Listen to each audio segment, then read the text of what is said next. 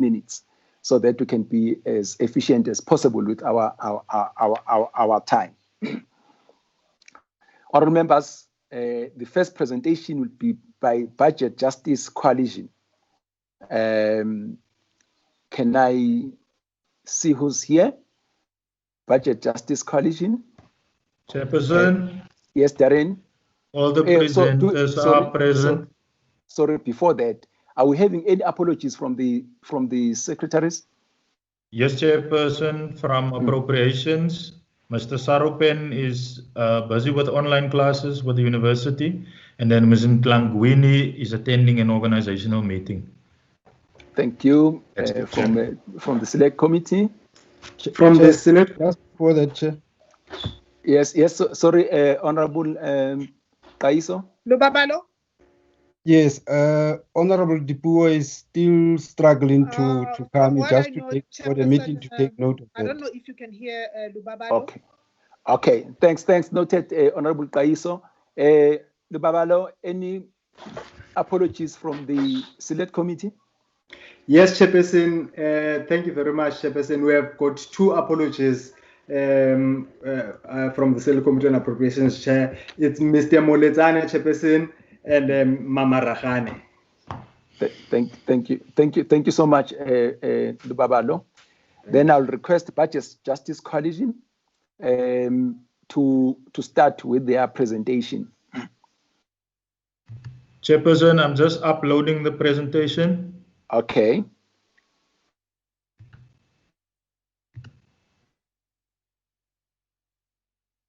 Please do. While you are busy uploading, who's from Budget Justice Coalition? So that Ms. Zukiswa Kota. Ms. Kota, please can you introduce yourself so that we see you on the screen while Darren is trying to upload your presentation. Thank you, Chairperson. I've put myself back onto video, and I hope I am visible. Not yet, but we can see the presentation. I see. It says, yeah. I wonder why. Perhaps, on my side, I am on video, but perhaps it might also need an admin to assist. Okay, thank you. Sorry, Miss Kota. I'm just starting my stopwatch. Please also time yourself. You have got 20 minutes to touch on your main areas. Remember that the presentation was sent to us and we did go through it. Thank you. Thank you, Chairperson. I've put my timer on. My name is Zugiswa Kota, and I represent the Budget Justice Coalition. I also work at the Public Service Accountability Monitor in Makanda, which is at Rhodes University, and is one of the members of the coalition.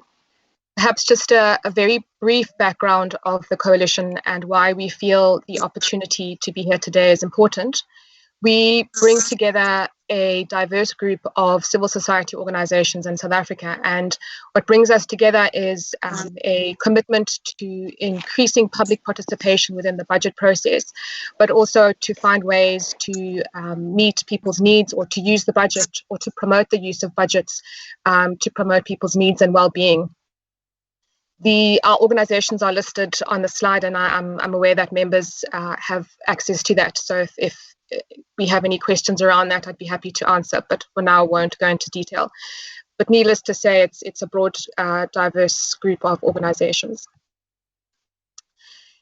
Perhaps to get into the crux of our presentation, looking at the appropriations that was tabled in 2020 in February, which seems quite a long time ago now. The BJC has over time focused a lot on what is tabled before Parliament in many instances, and we often use the lens, a human rights lens, to look at the budget.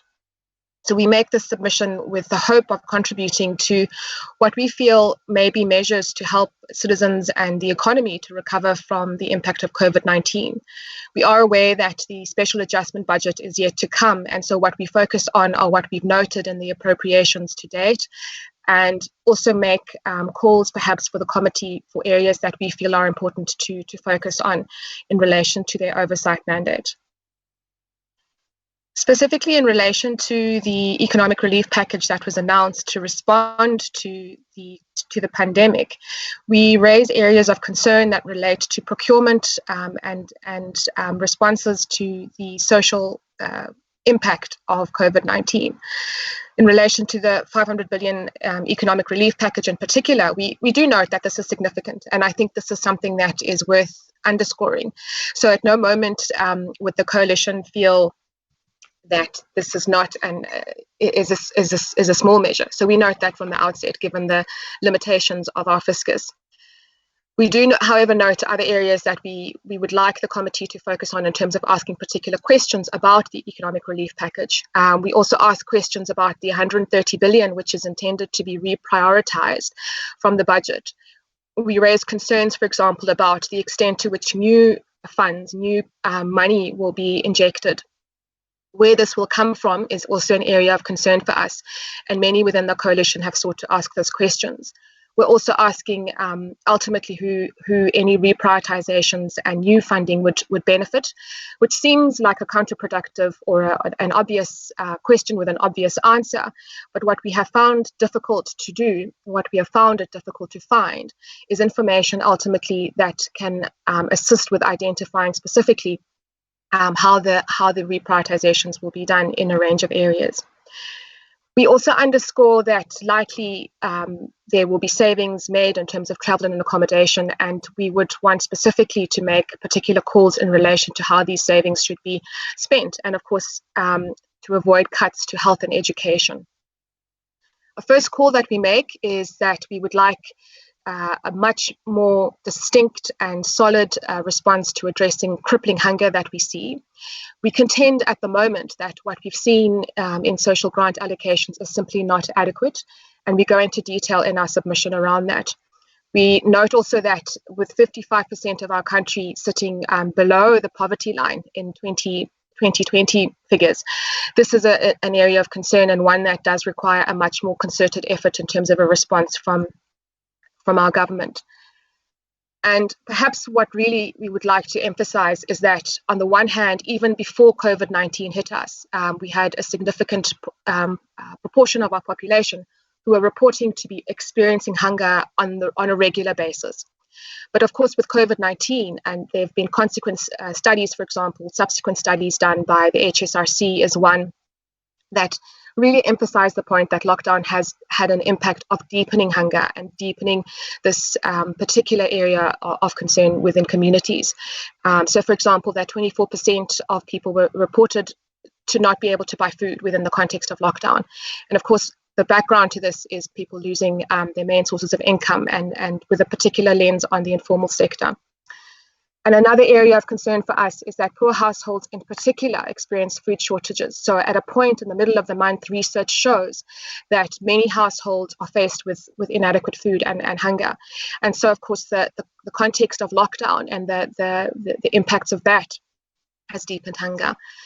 We also emphasize, the calls that were made to top up the child support grant, which of course were made not just by organizations or groupings like ourselves, but by many within the country. And we feel that the response on the one hand was somewhat delayed, and on the other hand was inadequate, given the need and given really in relation to children and vulnerability. And so we would really like the committee to take some of the proposals and questions forward to the National Treasury. Next slide.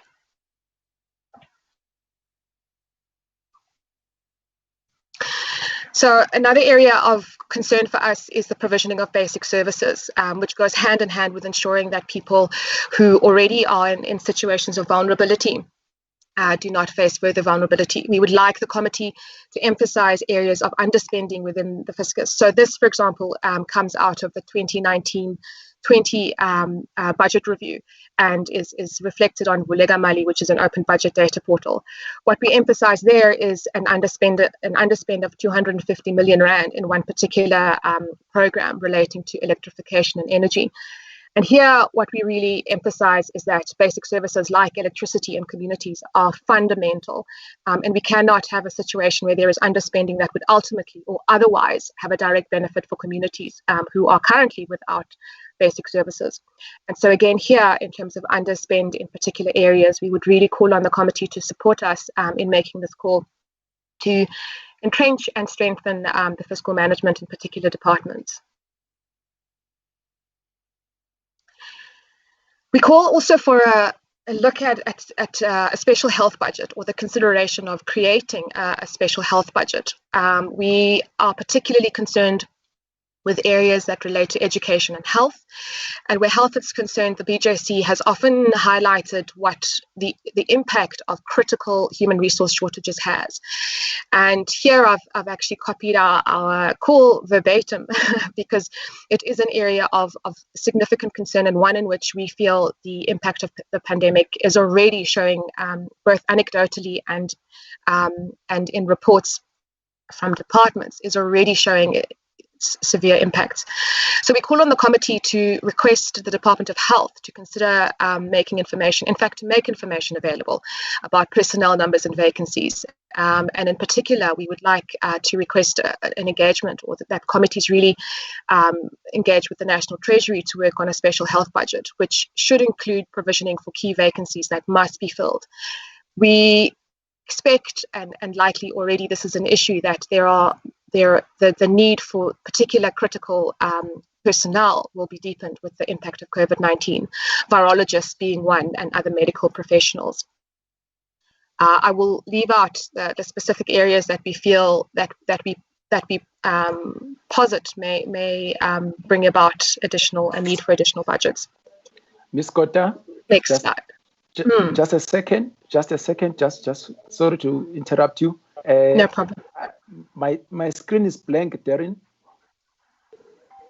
Am I the only one who's having a blank screen?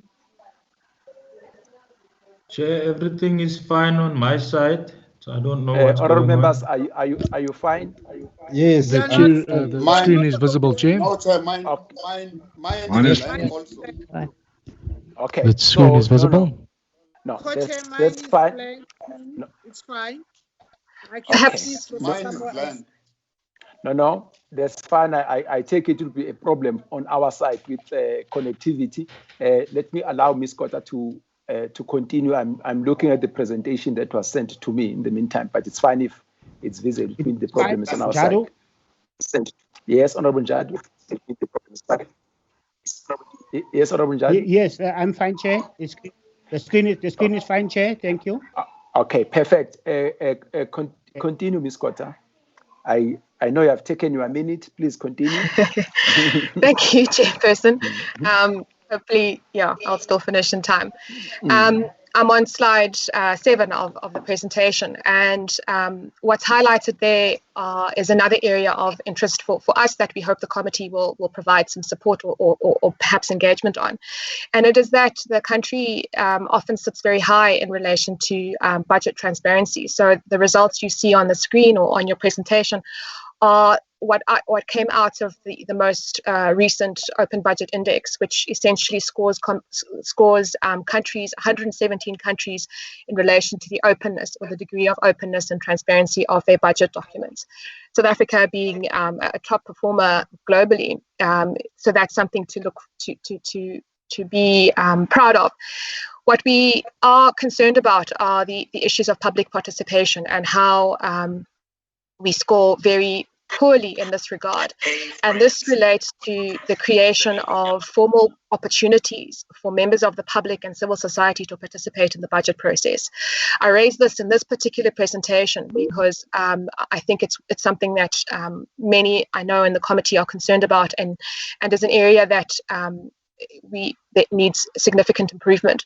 So the scores below on the relate to specifically creating opportunities throughout the budget process. So within the formulation stage, within the approval stage, which you'll note, and I think perhaps for Parliament is something of a positive area, but can do with some improvement, a score of 55 out of 100 of opportunities that are created for people and organizations like myself to present before a committee on the budget. But still, not good enough, in the sense that 61 is what the International Budget Partnership considers as a score that essentially is meaningful in terms of encouraging participation or deepening engagement. Within the implementation of the budget, which is again taking it back to the executive, the score goes back to 25 out of 100, which again for us is simply not is not positive at all.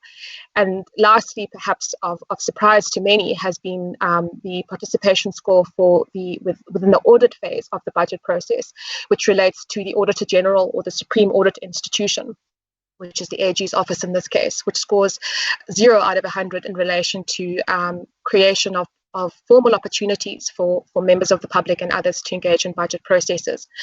But perhaps on that, just to note recent events in terms of the AG's office and offering to do so. I'm noting, sorry, the screen, I've now my presentation off the screen, so I will use my own.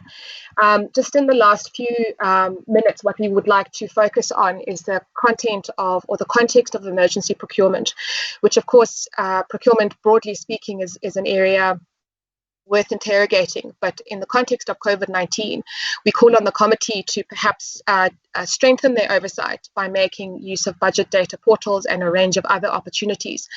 But in particular, that reallocation of budgets, we would call on the committee to make sure that these are more transparent, that this information is made public, that this information is published in machine-readable formats and in manners that many more of the public can see and engage with.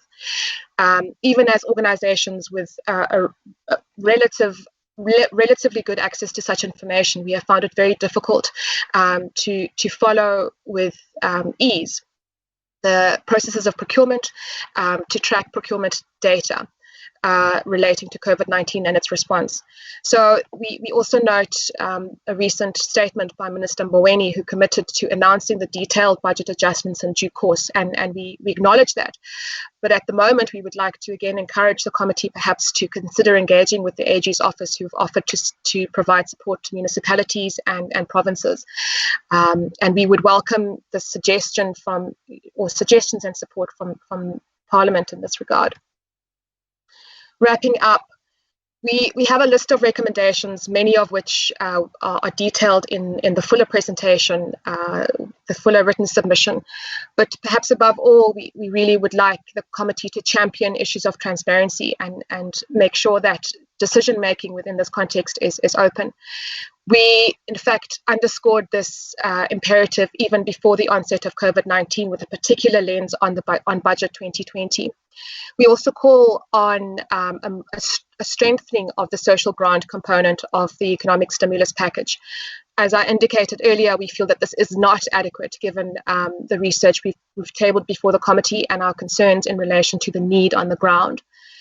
We again call for an increase of 500 Rand to the child support grant, and that this should be made to each child, so per child grant rather than per carer. We obviously, as we often have, underscore the need to ensure that gender-based violence is responded to and that adequate funding is put towards this. And we find that this has been inadequate both before COVID-19 and, of course, now there is even less clarity on funding in this regard. Again, the reform, skipping to the last of our recommendations, the three last relate to the special health budget that we recommend, and we would really love to hear what the committee have to say in relation to that. The entrenching of public participation, and in fact, we're encouraged by this opportunity to present remotely before a committee. Many of us would not have been able to necessarily travel to Cape Town to do this, and so being able to do this right now is something that we are highly encouraged by and are grateful to the committee for that. We look forward to seeing more. And lastly, that we would really emphasize the need to reform national procurement and the system in general to entrench transparency, participation, and to be sure that we as citizens and committees are enabled to monitor procurement and the supply chain management process throughout the contracting cycle, not only at the point at which things have already gone wrong. And so this is particularly important in the context of COVID-19. I'm on slide 10 of 10, Chair. The BJC would in particular like to emphasize the need for South African government to really to promote equality by using budgets. In this instance, we've seen a deepening of inequality, a deepening of poverty, a deepening of food security or food insecurity in this context. And so we believe that the use of fiscal policy objectives should really be at the heart of responses to or human rights should be at the heart of responses in this regard. So we find that what we call for is supported in the Constitution in terms of a human rights lens on all fiscal decision making. And lastly, we would urge the committee to consider our recommendations that we've proposed, and of course more detail is in our written submission, with a particular eye on the COVID-19 response. And we look forward again to engaging with the committee in relation to the special adjustments budget in June or July. Thank you.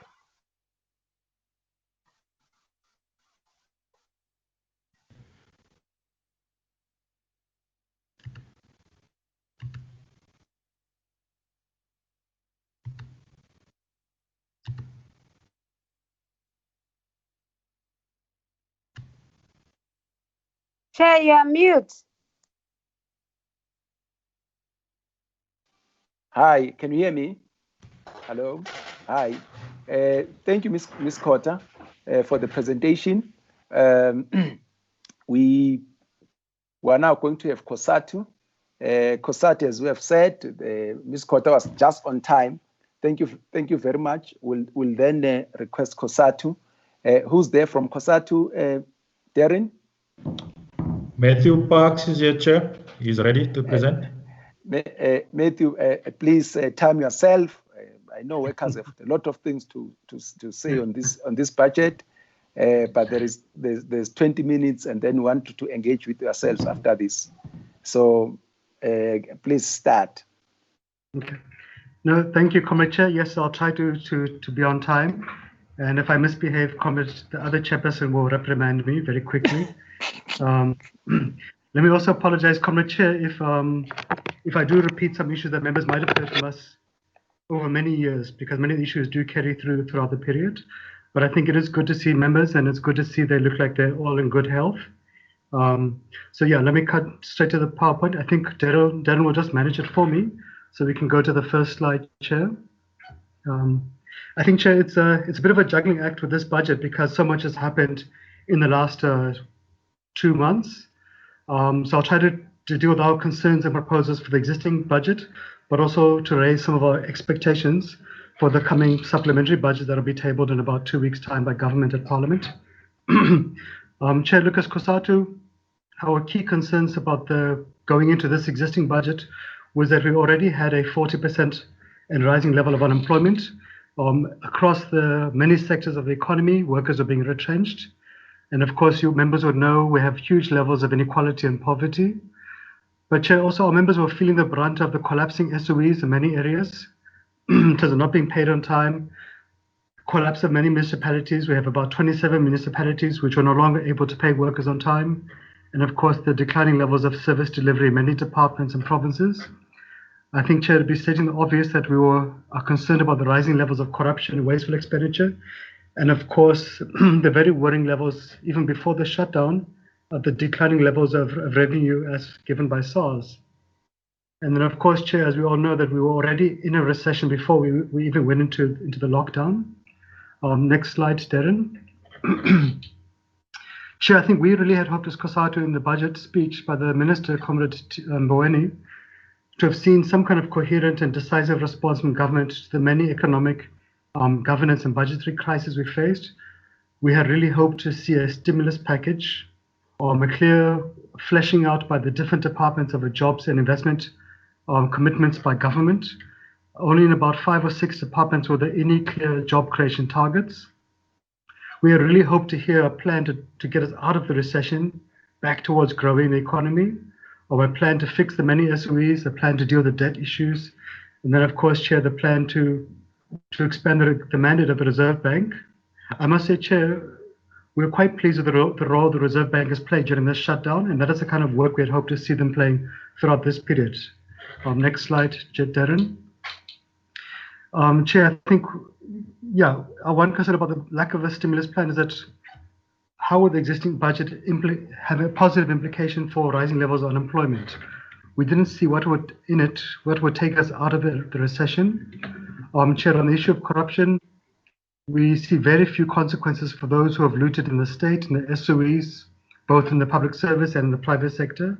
We've seen very, very little action by the NPA to deal with those who have been implicated in corruption.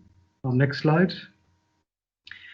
Chair, again, we saw very few measures to look at alternative or new ways of creating revenue for the state. We do appreciate in many areas we are reaching a tax ceiling, but we thought there was some space. And what makes it difficult for us in that regard is that we feel in the past 3 budgets, most of the tax increases went actually to the working and middle class families.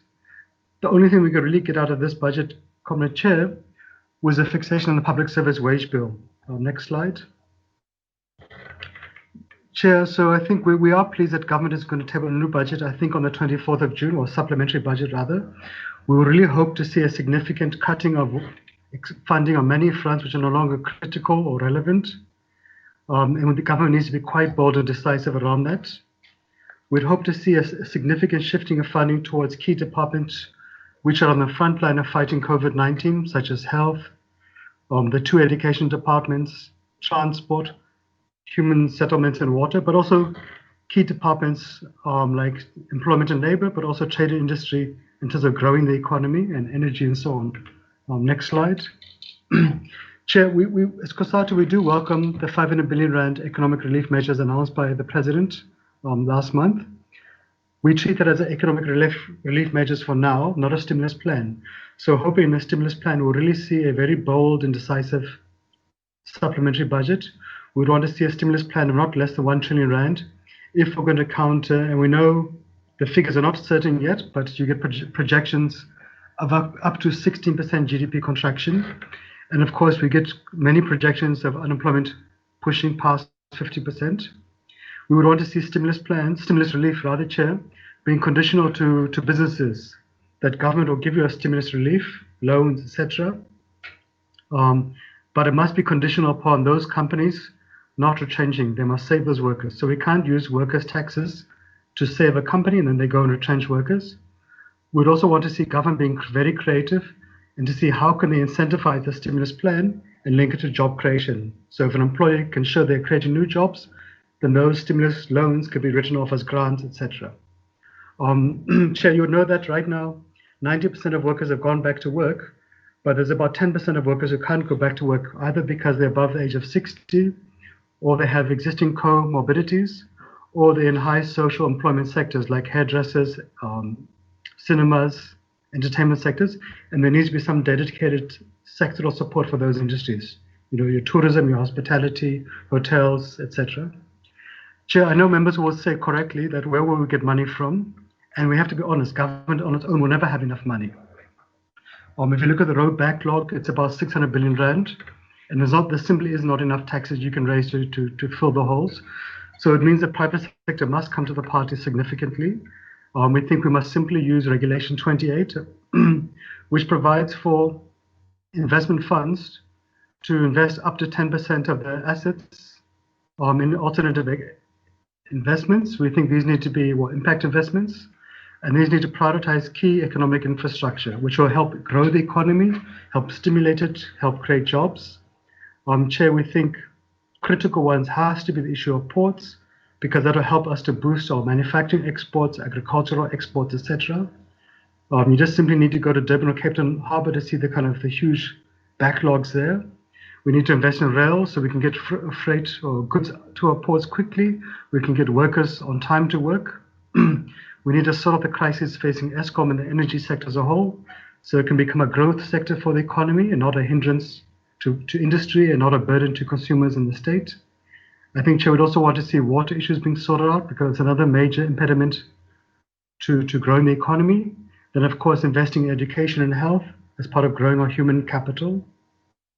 Chair, I think to help address the trust deficit and help to make sure these impact investments materialize and don't just remain positive objectives, There should be an Impact Investment Advisory Council, which consists of government, business, and labor. Consists of experts to help prioritize where we must invest our money and make sure that it's coordinated and it happens. Chair, you would have seen that well, we appreciate the work the President has done in the Cabinet to tap into all existing international financial help we can get from the African Development Bank, the BRICS Bank, and even from the IMF, Chair. It's not an easy thing for COSATU to agree to it, but we've had extensive engagement with the President, with government. So our simple position has been let there be transparency, let the conditions not undermine our sovereignty, the interests should not be exorbitant, and we're fine with that. Desperate times means we must tap into whatever resources we can get, as long as it doesn't undermine the state's sovereignty and we don't go too far into the debt crisis. But we accept it must be done now because of the crisis we are facing. In terms of additional revenue resources, Chair, we think there is still some space left for tax increases, despite COVID-19. For those who earn above 1.5 million, the top two income tax bracket inflation adjustments, inheritance taxes, and so on. I think, Chair, maybe it's also good just to remind those members, especially the new members, the Fifth Parliament Finance Committees had done a lot of work around the VAT hike and made specific progressive proposals to provide some relief for indigent households, especially around free electricity and free water allocations being increased for those indigent homes.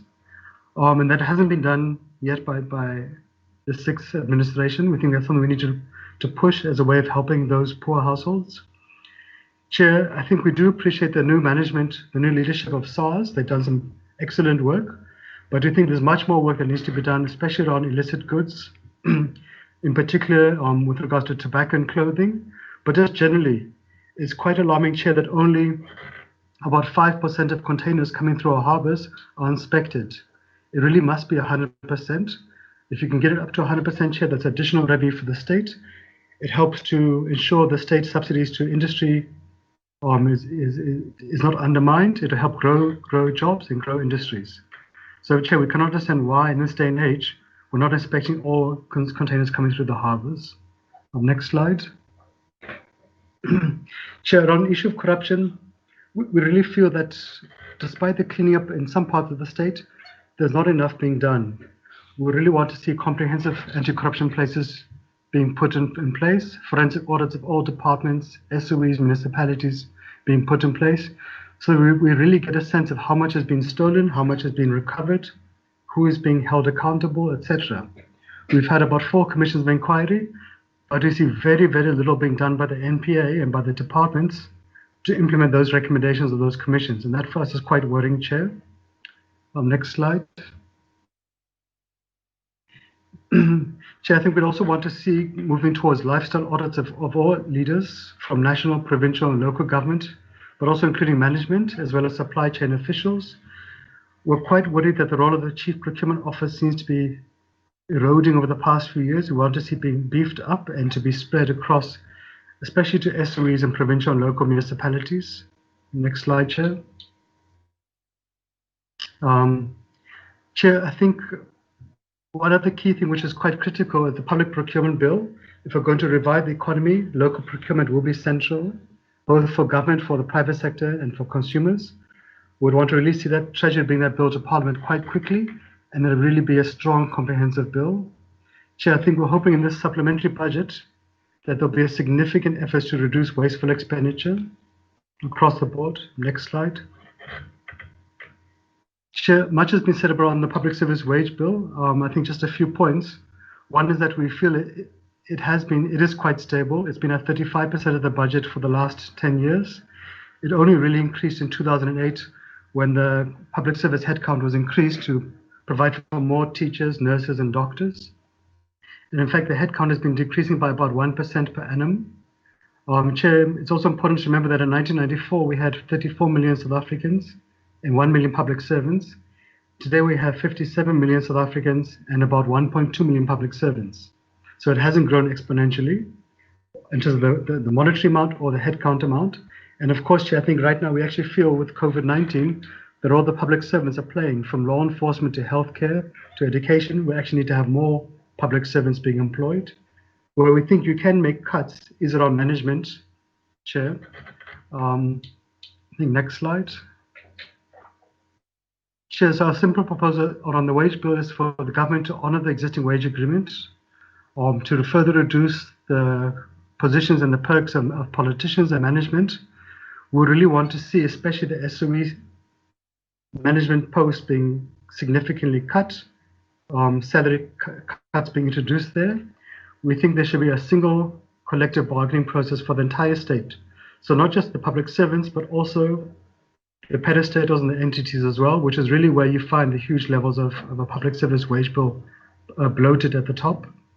Chair, we think there also is a need to reduce the wage gap and to also look at ghost posts, especially in the former Homeland Administration areas, as well as to fill critical service delivery posts. Next slide.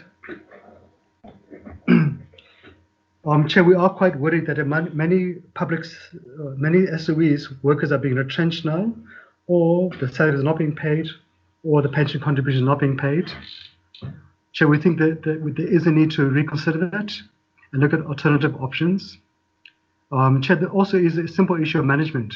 You have 2/3 of South African Police Service officers being deployed to head in provincial offices in desk positions instead of being deployed to do community policing or specialized units. Next slide.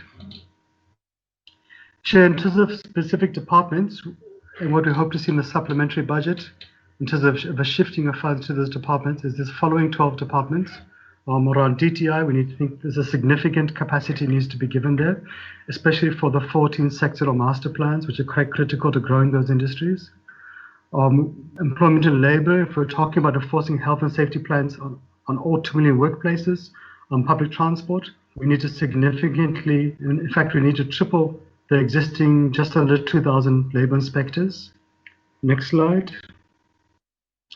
Chair, I think health, for obvious reasons, need to be significantly capacitated.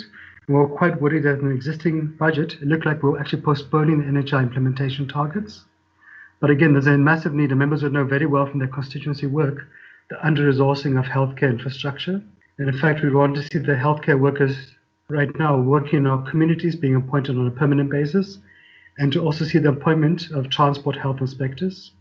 Chair, we were quite worried that despite the SONA commitment by the President to increase the number of police service posts, it looks like in the budget there's actually a decreasing by 7,000 of police service posts. Next slide. Chair, again, around education, we can't expect safe schooling to take place when hundreds of schools still don't have toilets, don't have water. Many of the infrastructure in the schools, especially in the townships, is in a serious crisis. Government has said they're going to reopen schools this coming Monday. We actually expect that date is going to be again postponed because of the infrastructure crisis at schools. And that not enough work has been done around making sure scholar transport is safe or that online learning can be provided for. Next slide, Darren. Issue of transport, Chair. I mean, much work has been done around taxis and buses to make sure they're safe. But again, we don't have health inspectors at the taxi, train and bus ranks.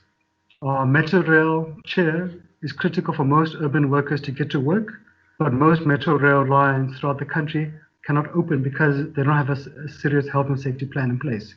And that is a huge crisis for the economy, Chair. Chair, I think also just lastly on transport, we would want to see from government finally announcing a way forward with regards to e-tolls, which includes a better funding model for transport in Gauteng. Chair, on local government, I think just simply to say it's in a massive crisis. We've not seen coherent plans around government to sort it out. We do support the district model, but we really want to see in the budget some sort of implementation plan for it. But we can't see that community works and public works programs continuously being a source of cheap labor for municipalities for permanent municipal work. But it will mean, Comrade Chair, a new funding model is needed for local government, especially in the rural areas. Next slide. Chair, I think around public works, again, I think the role of public works right now has been put in the spotlight around making sure schools and buildings are safe. Chair, I think we were quite disappointed in this budget not to see a comprehensive forensic audit of all the public works buildings leases, because those, from what we've received from reports from our members, is often the cesspool of corruption, especially in a provincial level. Then lastly, Chair, on agriculture, again, to see much more allocation to supporting land reform. This is the largest employer of workers outside of the public service. It's critical to food security, but we find the amount being allocated to land reform, to supporting small farmers is far too little. Then the last slide, Chair. Again, I think for obvious reasons, Chair, we'd want to see allocations being given to boost water and sanitation for obvious reasons, a plan to deal with the bucket toilets in informal areas. But again, Chair, we all saw the collapse of the Department of Water and Sanitation a year ago, 2 years ago, but the budget was silent about what's being done to bring the department back onto its feet. And then I think lastly, Chair, I think we're quite pleased with government in terms of what they've done with regard to social security during this lockdown, increasing social grants significantly, especially for the 6-month period. We think we really need to look at modernizing the SASSA payment systems because there's huge delays in paying it. And I think we'll need to have a discussion lastly about looking at a basic income grant or some sort of universal income grant for all South Africans. And it seems we are going to get into a broad consensus in that regard, Chair. So let me stop there, Chair. I hope I'm within your time. And yeah, thanks to members for the time and consideration. Thank you, Chair. Thank you so much. Thank you so much. You are well on time. Yeah, well on time. Thank you so much. And then we'll then take Outer. Who's representing Outer? Darren and Babano. It's Mr. Matt Johnson, Chairperson. Okay, please come in, sir. You have got 20 minutes. Mr. Johnson. Thanks very much, Chairperson. Thank you. Good afternoon to all the members, and thanks for the opportunity. It's Friday afternoon, so I won't read everything off the presentation. Chair, I'm gonna really focus what I'm saying on what we think the committee can do, and the recommendations that we have for the committee, and just speak to really the appropriations bill and not to the sources of revenue. That'll be more of a focus toward the end of the month when we come to the revised fiscal framework. Next slide, please. So, Chair, just to give an overview of where we're coming from, I think I would like to highlight the rule according to which this committee and others in the National Assembly really have the power to influence the budget. And that's Rule 227 subsection 1C, that says the oversight mandate of a portfolio committee is strengthened by providing that it may inter alia monitor, investigate, inquire into, and make recommendations concerning any such executive organ of state falling within its mandate, including the legislative program, budget, rationalization, function, organization, structure, staff, and policies of such an organ of state. So that's the context, Chair, that we really see your power being, and that there's really a significant wiggle room for committees like yourselves to make change to the budget. So the problem that we're dealing with, Chair, is really one that's three-headed. The main issue being debt servicing costs, the unresolved issues of state capture, and the impact of COVID-19. Chair, in tandem with this, the issue we're seeing is shrinking tax revenue, persistent waste, adding corruption and inefficiency, and a state-centric economic policy paradigm. And really at the heart of the debt problem is the public entities. The structure of our main submission, Chair, which this presentation shouldn't detract from, is based on the Towards an Economic Strategy document that was published by Treasury last year. Next slide, please. So our focus areas really are on where savings can be made, Chair, in our view, where money can be reprioritized from, since we have the perspective that there's really little room for additional debt, there's really little room for additional tax revenue, especially personal income tax.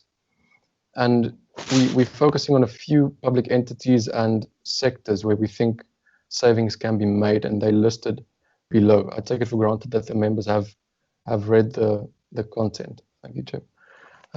So in the same breath where these savings can be made, we agree with the former speakers to say that there needs to be more expense in the education and health sectors, especially on infrastructure. And the same goes for communication and digital technologies. Next slide, please. So just to say, Chair, on macroeconomic policy, consolidated expenditure and compensation, we do think that every new emphasis in the reprioritized budget that we're going to see later this month has to be justified. While we do see a critical need for more expense in education, both departments, and in health, there are serious issues with regards to how money is spent and whether we really see value for money.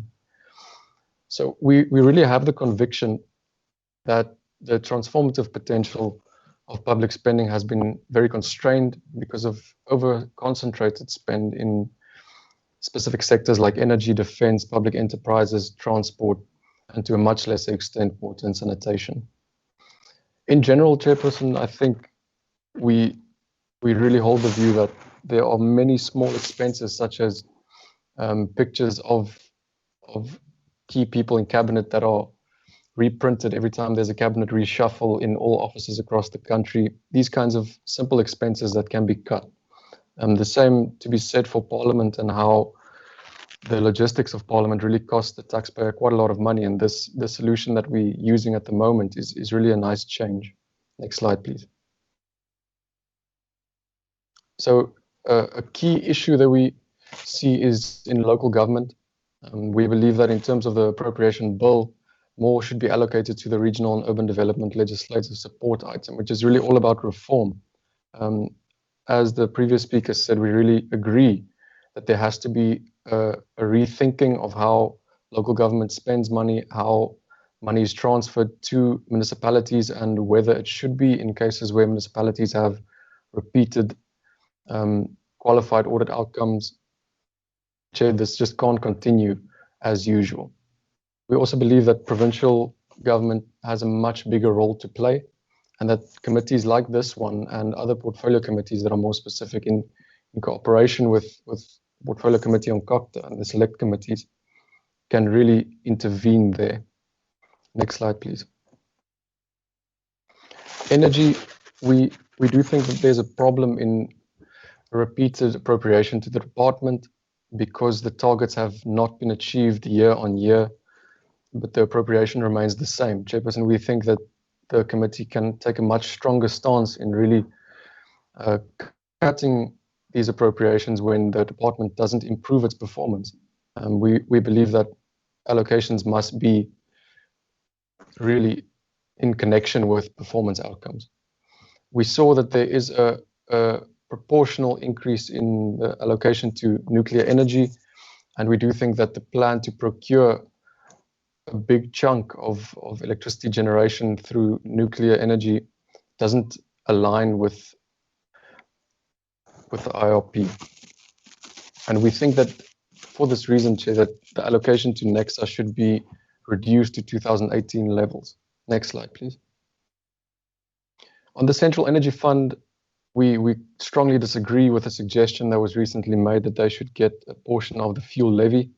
We don't think that that is really something that can be rationalized in the context of what's happening in South Africa at the moment. Many of its subsidiaries are also doing extremely badly in financial terms, and this really doesn't justify any allocations from the fiscus. Eskom is obviously a central issue. That's a problem for all of us. Chair, just to make the comment, in the Division of Revenue hearings, we were requested to provide written responses on some questions specifically dealing with SOEs. We didn't provide that because so much has happened in the past 2 months. So we're trying to address that now. We think that the solar heater program, for example, is something that needs to be zoomed into. We understand that many of those units that have already been procured are standing in storage somewhere and really costing the state money and not benefiting anyone. One of the questions that came, Chairperson, in the Division of Revenue hearing was whether we agree as an organization with a bailout for Eskom from the Government Employees Pension Fund, and the short answer is we do not. We do not believe that Eskom should receive any sort of assistance before its restructuring has been effected. Next slide, please. So just to say, this is obviously the central issue Chair, public entities that are absorbing too much money. South African Airways is a prime example. Despite the fact that it's been placed in business rescue, we are hearing that there is still plans to keep the airline alive, despite the fact that there's a non-existent market for air travel at the moment due to the lockdown. We don't see how this can be rationalized, and we do think that it's going to remain a financial liability to the state.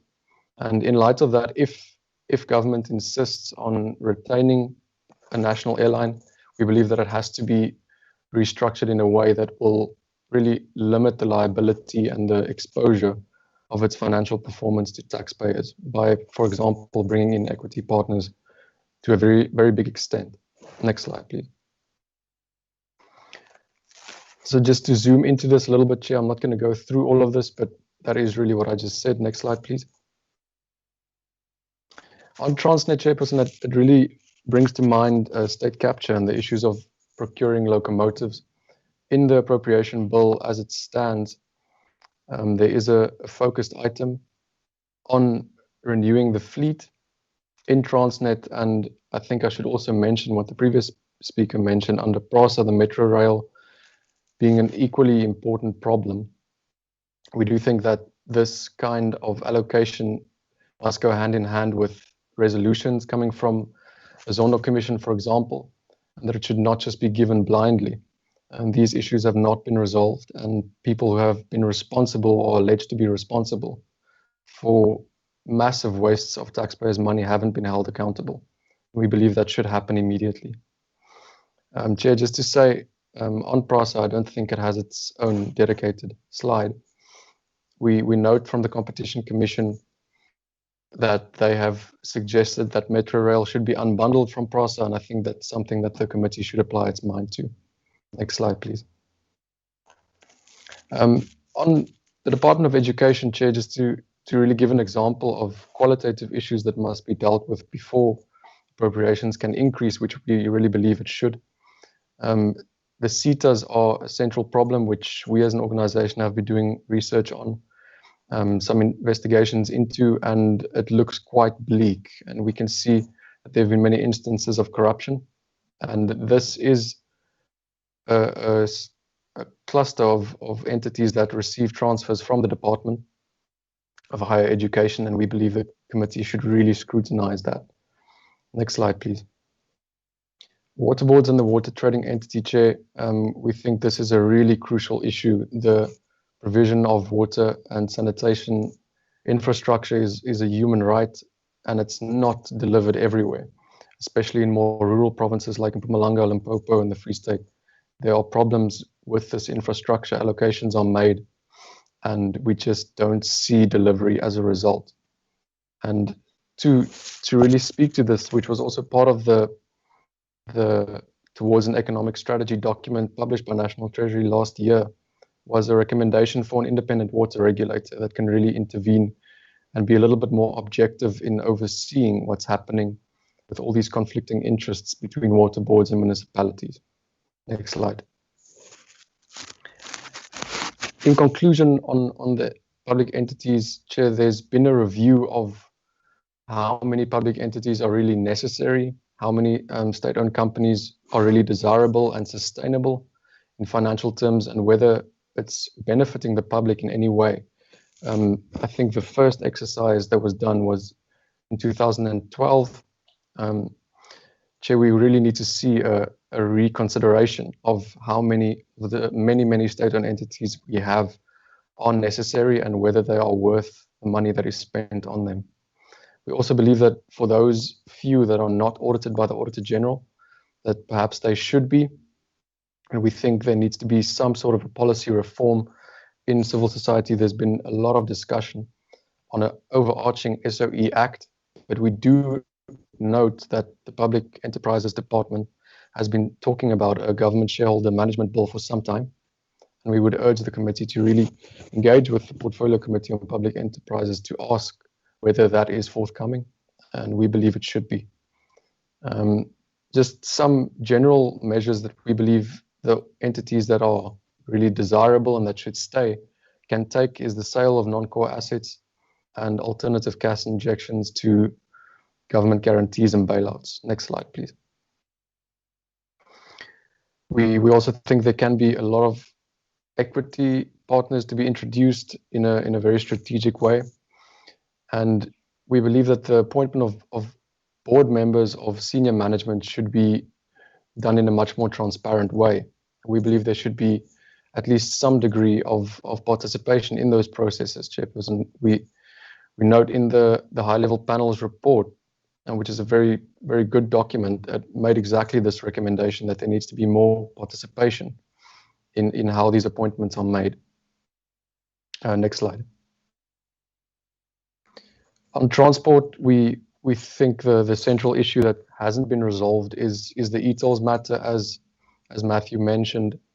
It's something that really needs to be resolved, Chairperson. There's been debate about this for many years, and we as an organization have been making utterances on the fact that it's not sustainable for a long time, and it is being consistently delayed, just adding to the debt burden that we face as a country.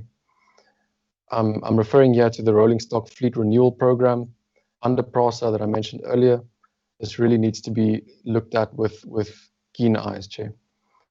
We also want to highlight the Road Accident Fund, and as it's transitioning into the Road Accident Benefit Scheme, despite the fact that there have been fewer road accidents, we don't see that there's adequate scrutiny of how much money this entity actually spends.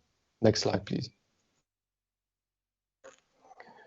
On communication and digital technologies, Chair, we think that there needs to be much more expense in this area if the savings are made in the sectors that I mentioned earlier.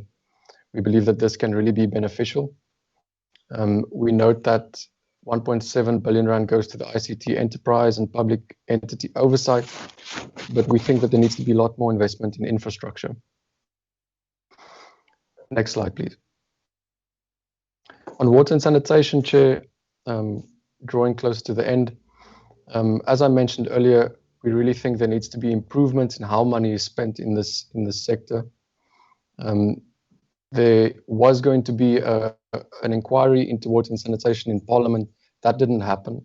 But we do note that the Minister has recently announced that a group of lawyers have been appointed to really look into the instances of corruption that happened in the past. We think that that should be resolved. On the water trading entity, it's receiving a large portion of this budget, Chair, and 80% of that goes to acid mine drainage and other capital projects. We think that this really needs to be transparent. It has to be proactive. We note that in the Vaal River system, there is now remedial action that's happening, and money is being spent outside of the ordinary budget. And we think the budget can be much more proactive. Next slide, please. On health, Chair, relating to COVID-19, I'm not going to focus on that too much because I do think it's going to be the focus of the supplementary budget.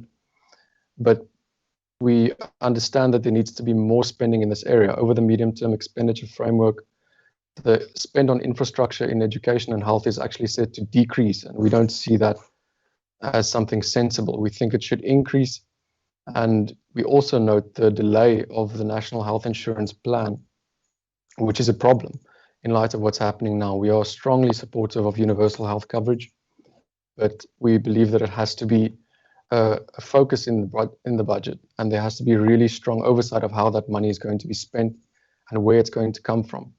The funding details were not that clear in the bill thus far, and we do hope that the committee will participate in the process as that bill unfolds. Next slide, please. Basic and higher education, Chair, I did focus on CETAs, just highlighting them and that we really see them as a problem that need to be addressed. We think that spending on basic education is really fundamental. In the economic situation we're in now, we don't believe that enough South Africans have a proper opportunity to develop themselves with decent education and facilities that are really dignified across the board. We believe for that reason that there needs to be more spent on infrastructure in schools. Next slide, please. I think that's it. Thank you very much, Chairperson. Thank you, Mr. Johnston. You are well within your time. It's quite a good discipline from our presenters. The next presenter and the last presenter will be African Farmers Association of South Africa. Darren, who's making a presentation?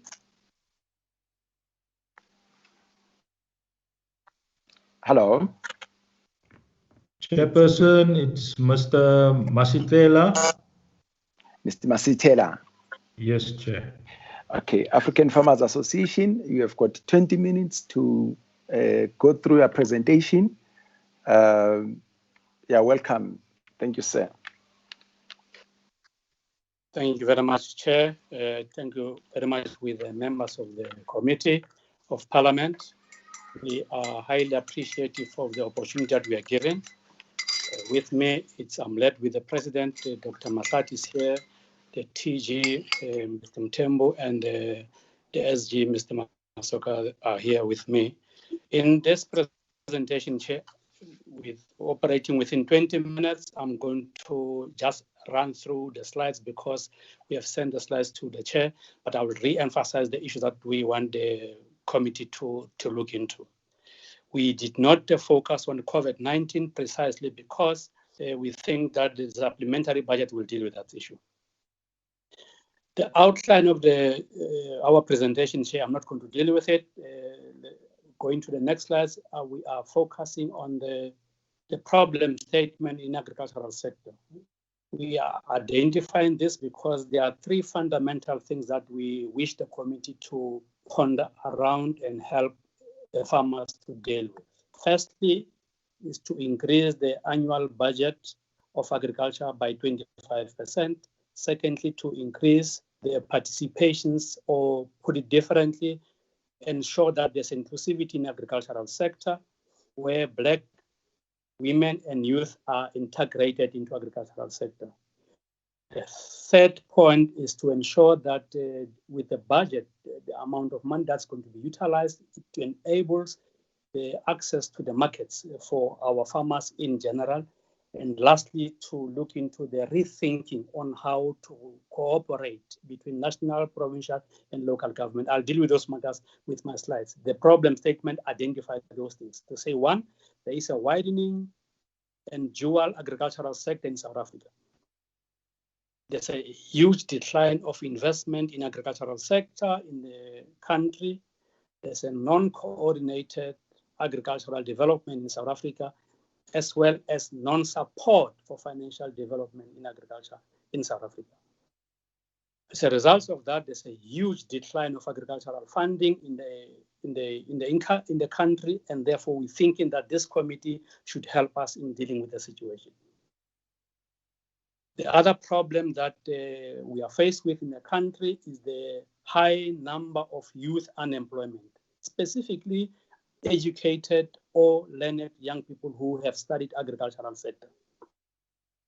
We think that if you reorganize the processes, those young people will be incorporated into the economy, and therefore it will reduce unemployment rate.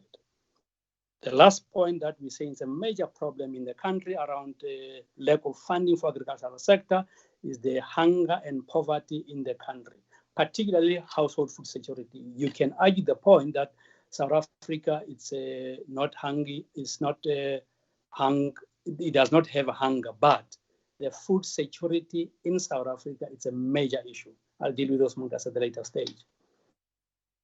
Chair, the next slide is the challenges that the agriculture also is faced with. Low inclusivity caused by high entry barriers for new Black players in the sector. Food unavailability, but not accessible due to price differences. The drought and diseases that are being besmirched in the agricultural sector is one of the biggest challenges for growth of agricultural sector, and therefore the need for funding for the research and agricultural development would enhance the reduction of this. The climate changes and technological development is also one of the biggest issues for us as farmers to move from where we are to fourth industrial revolution is one of the biggest issues, and therefore funding agricultural more would help us in this situation. I've already spoken about unemployment, specifically for educated young people and women in particular. This will help to reduce the widening agricultural sector in the economy. The next slide. We are focusing on the agricultural constraints in South Africa. The reason why we identify this chair, we want to bring members of parliament and the public in general on what we are pursuing when we are addressing these problems. For instance, the lack of title deeds for black farmers or farmers in general, it's a major issue, whether it's the land that has been redistributed or that land that has been in the hands of the state. For the mere fact that there's no title deeds for that is also a major problem in the industry. There's a major issue about water for agricultural growth. I'm not going to go to details about that. It's self-explanatory on the slides. I want to zoom to the limited developmental finance with a bank operating like a commercial bank. Our argument is that if the state is not repositioning the land bank to what it ought to be, a developmental bank, you are as much wasting our time as farmers if you don't deal with the situations. Therefore, through your support as members of parliament, if you are helping for the reposition of land bank, it will enhance agricultural growth and the employment creation in the country.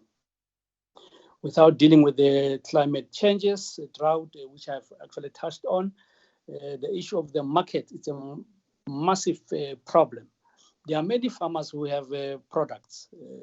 Those products ends up in their farms and they otherwise sell those products at a very low prices because there's no markets. The COVID-19, it was even a major problem for our farmers. If you check the price of meat, food from the farm, I'm not talking about the retailers, from the farms, the prices have gone very, very, very low. So we hope that in terms of the supplementary budget on the COVID-19, this matter will actually be dealt with. The next slides. Chair, on this issue, we're trying to show you that at least we show you almost 100 years of agricultural funding in South Africa. You would see that in the 1940s, agriculture was actually the highest funded, one of the highest industry funded in the country. Look, since the advent of a democracy, the slide shows that either parliamentarians or government does not value agricultural sector. Look at is the lowest to date in funding agricultural sector. And by the way, agriculture is one of the backbone of the economy of this country. We used to call ourselves a food basket of the country, but in the light of what government does or parliament allocating budget for agricultural sector, the fact speaks different from that situation. Next slide. Chair, we're showing you that post-1994, the land reform distribution has been very, very low. We actually showing that in terms of hectareage, in terms of the finances. So the reality is that we, as farmers, are convinced that Parliament and departments, Treasury and Department of Agriculture, Land Affairs, don't seem to be understanding the situation that we are confronted with as black farmers in South Africa or farmers in general. So we're thinking that if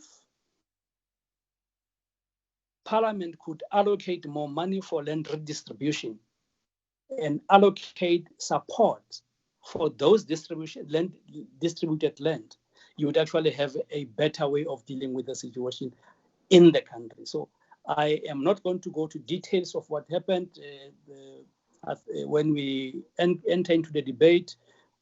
Our team will actually expand on this matter, Chair. The next slides. Chair, we are showing you that the non-seriousness of government in terms of allocations of this. In the financial years, and we actually specifically picked the 2016-2017 financial year, the reallocations of land reform budget was not an amount of money that could enhance agricultural development in this country. No wonder why agricultural sector in the country is declining. You would actually see, Chair, that agri-parks, for instance, was the highest in that year. If members of parliament can go in the provinces and check where those agri-parks are, how much money is being utilized for those things, you will be surprised. So even if you are reallocating the amount of money for the development of agricultural sector for specific programs, you are missing a bigger chunk of ensuring that there is a developmental approach by the state to ensure that agricultural sector remains the backbone of the economy in this country. The next slide. Chair, with this slide, we're showing you that if we are not investing on agricultural research, other countries in the world, in the continent, will be the better agricultural institutions, and they will be feeding South Africa. So for us to be able to expand our international market, our food security influence in South Africa and in the world, there is a need to focus on agricultural research. Department of Science and Technology, as well as the Agriculture and Land Reform, amongst other things, particularly ARC, Agricultural Research Council. If you check the amount of money that budget or Parliament has been budgeting for that ARC has actually dwindled. So we are suggesting that for the long term, AFASA has actually developed a sector plan, 2030 sector plan, which we would be willing to favor the committee to look into also. We are saying that for the 50-year horizon, there should be a clear agricultural research plan for the country, because agricultural development hinges on the entire economy of this country. We are convinced that if Parliament can hear us and work with us on this particular matter, particularly as farmers and farm workers in this relation, we'll actually have a better way of ensuring that there is a agricultural growth and economy of this country. We are one of the biggest employment absorbers in the country. So for you to deal with the situation, you will be able to help the growth of the economy if you were to support the proposal that we're making. The next slide. Chair, on this slide, we are showing the importance, the strategic objective of increasing the budget in supporting the 4 points that we made earlier when we started. When you increase the budget of the Department of Agriculture or agriculture in general, you are creating an inclusive, united, and sustainable agricultural sector in South Africa. Through our research unit and ourselves as practitioners of agriculture, we are certain, and you should be aware, that we have a dual agricultural sector in South Africa. But if you increase the budget, you will be able to address this. The second issue, which is a critical strategic issue for increasing the budget, is to improve agricultural competitiveness, the point I earlier dealt with. You would find a situation where most of the continents in the world will rely on us. Let's make an example today. South Africa is a net importer of wheat. The question is why? Because we have reduced the research on this matter. We have also reduced the agricultural funding on this issue.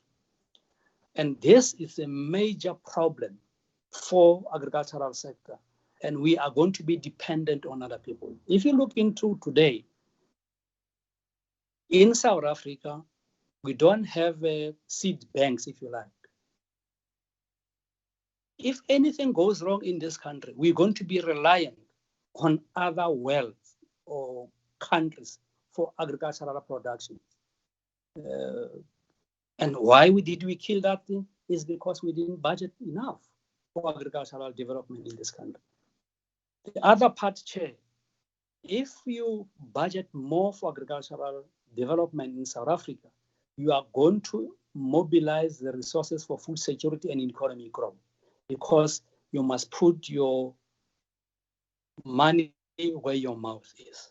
Because if you do that, some investors, some other private sectors will also put money into agricultural sector.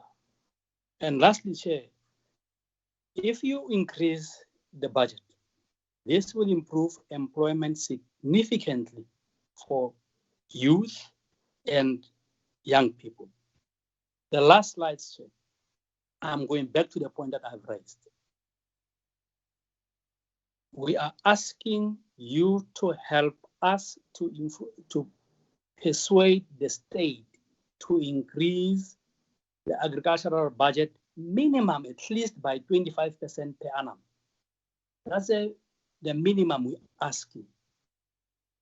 The other issue that we're asking you to look into, Chair, is for the state treasury to help fund land bank, to reposition it to focus mainly on agricultural development. Our argument as AFASA is that at least 60% of agricultural budget in the land bank should go for agricultural development. And then the 40% could go to the commercial space and so forth and so on. So, and this, Chair, we are asking you to impress upon government, because this will reduce unemployment. This will also help us to utilize the undistributed land, which is in the states, in the hands of the states, for a better productive use for our people. And last point, Chair, if you know, maybe we put it wrongly, when you persuade government as parliament, our representative, you will be able to help, you will be helping us to grow the markets for agricultural sector, both internally and externally. But you'll also ensuring that the Black people, youth and women are participating in agriculture. Chair, we took this route to give a macro picture of what we suggested without going to the details on the rents and cents. We think that the members of parliament could understand the framework from within which we come in. Thank you very much, Chair. Nkosi kakhulu Masithela, that's helpful. Again, you were within your specified time. Good to see you again. Thank you, Chair. Masithela, it's oral members. It's my old home was in agriculture.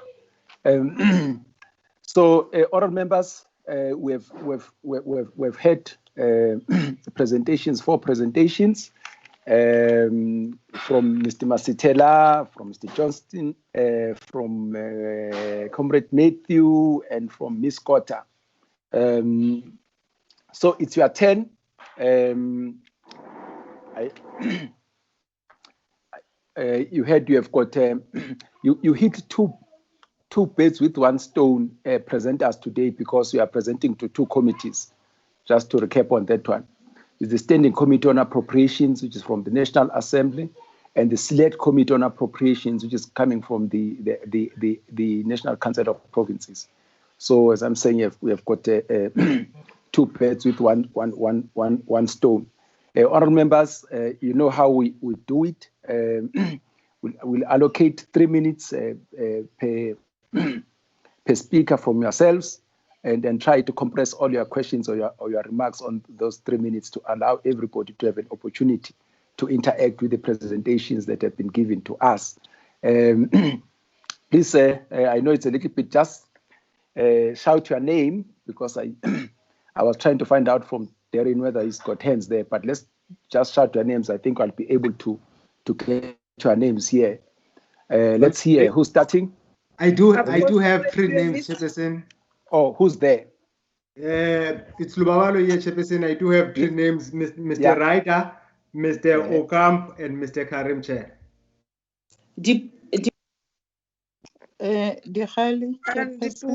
Okay, just Okamp is Karim, Peters, Dihale.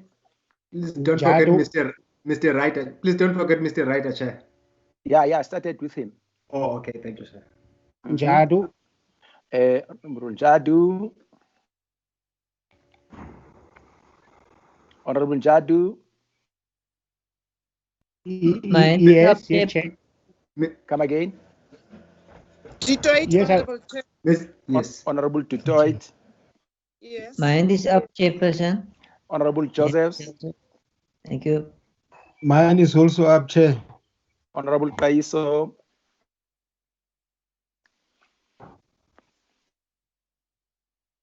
Hello. Is it here, Matafa? Have you noted Karim? Have you noted Karim? Yes, Okay. yes, I did. I'll just repeat the names again. Okay. Okay, can I repeat the names? This is the order. Just mark yourself where you are. I'm having Honorable Ryder, Honorable Okamp, Honorable Karim, Honorable Peters, Honorable Dihale, Honorable Njatu, Honorable Tutoit, Honorable Joseph, Honorable Kaiso, Honorable Matafa. Did I leave out any name? No. No. Okay. Honorable members, we've got 3 minutes. I said try to compress everything in 3 minutes, and let's see how far we go. If we still have some time after this, I will take a second round. But let's start 3 minutes, and please time yourselves. I'm also timing you from my side. Thank you. Honorable Ryder. Thank you very much, Chairperson, and for the presentations and the work that went in behind it. Again, our appreciation from the committee's point of view. I think we appreciate that we get the public submissions and they make our work easier, certainly. So if I can start with the Budget Justice Coalition, just one question, slide 8 and also in the background document, you spoke about budget data platforms. If you can help me understand a little bit more about what that means, and perhaps guide us in terms of what you mean by budget data platforms. The rest of the presentation, I think, was easily understood and well put together. Then I am going to move on to COSATU. COSATU, Mr. Parks, yes, well done, thank you. Your presentation was a very different tone from the written submission that we received. Now, we didn't get an advance copy of the presentation, but the written presentation, it almost seems to have come from, I don't want to say a different faction, but certainly a different author, because the tone was decidedly different. The written submission was quite combative, in fact, spoke about disappointment and being the budget being provocative and so on. I actually thought, Mr. Parks, your presentation was quite constructive. And again, we don't agree on all points, and we will always understand that. But I found your presentation and certainly your proposals to be coherent and largely constructive. The one thing I wanted to just ask from COSATU specifically is the you always come to the committee with requests and demands, and certainly I know that's how you approach the your relationship with government as well. But I just want to hear if there's any kind of a commitment to productivity on your side. So certainly understand that you are considering the bill is suitable and not out of line, etc., etc.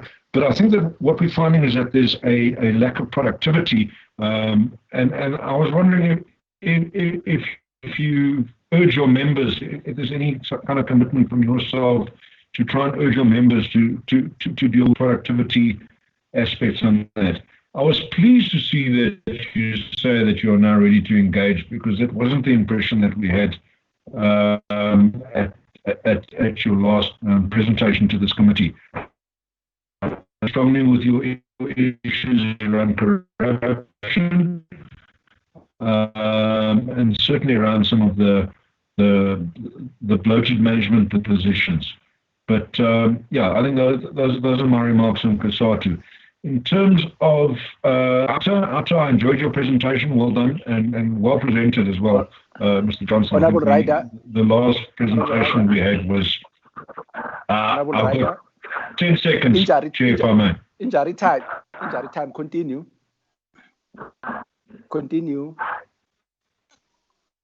Thank you very much.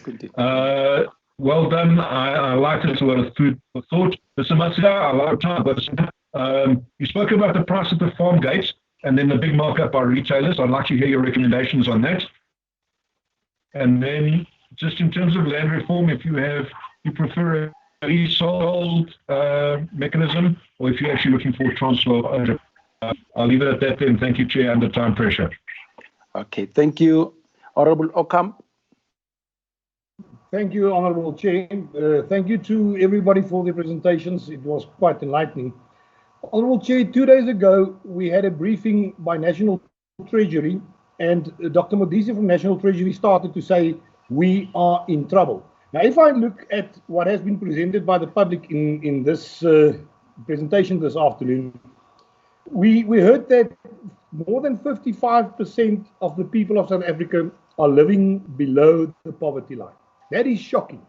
13 million people, well, at this stage, 15 million people regularly experience hunger. COSATU came and said that we've got a 40% unemployment. And obviously, we know that due to this COVID pandemic, this will most probably rise. I think we have to agree with Dr. Modise from Treasury when we say that we are in trouble. And I can sincerely understand the problems that the presenters of today have experienced. With regards to this, I would like to find out from COSATU. We have been notified that there will be a cut of 37 billion rands to the budget due to the fact that there will not be any increases to government employees. We have asked the question whether that has been negotiated with the unions, and we could not get a clear positive answer on that, and it appears that it has not. What is the response from unions with regards to that 37 billion rand cut that Treasury are suggesting? Have they agreed to that? If not, what is their stance on that? With regards to the state-owned enterprises, we have discussed that and discussed the fact that state-owned enterprises and the funding that they've received over the years have definitely been detrimental to the finances of South Africa. Government also proposes, or they want to take use of the pension funds of government employees to now be used as security for funding for those failing state-owned enterprises. Have COSATU discussed it with their members, of which a lot of them are state employees, government employees, and what are their stance on that with regards to making use of private citizens' money in order to stand as security for the incapabilities of this government? Last question for Mr. Parks from COSATU.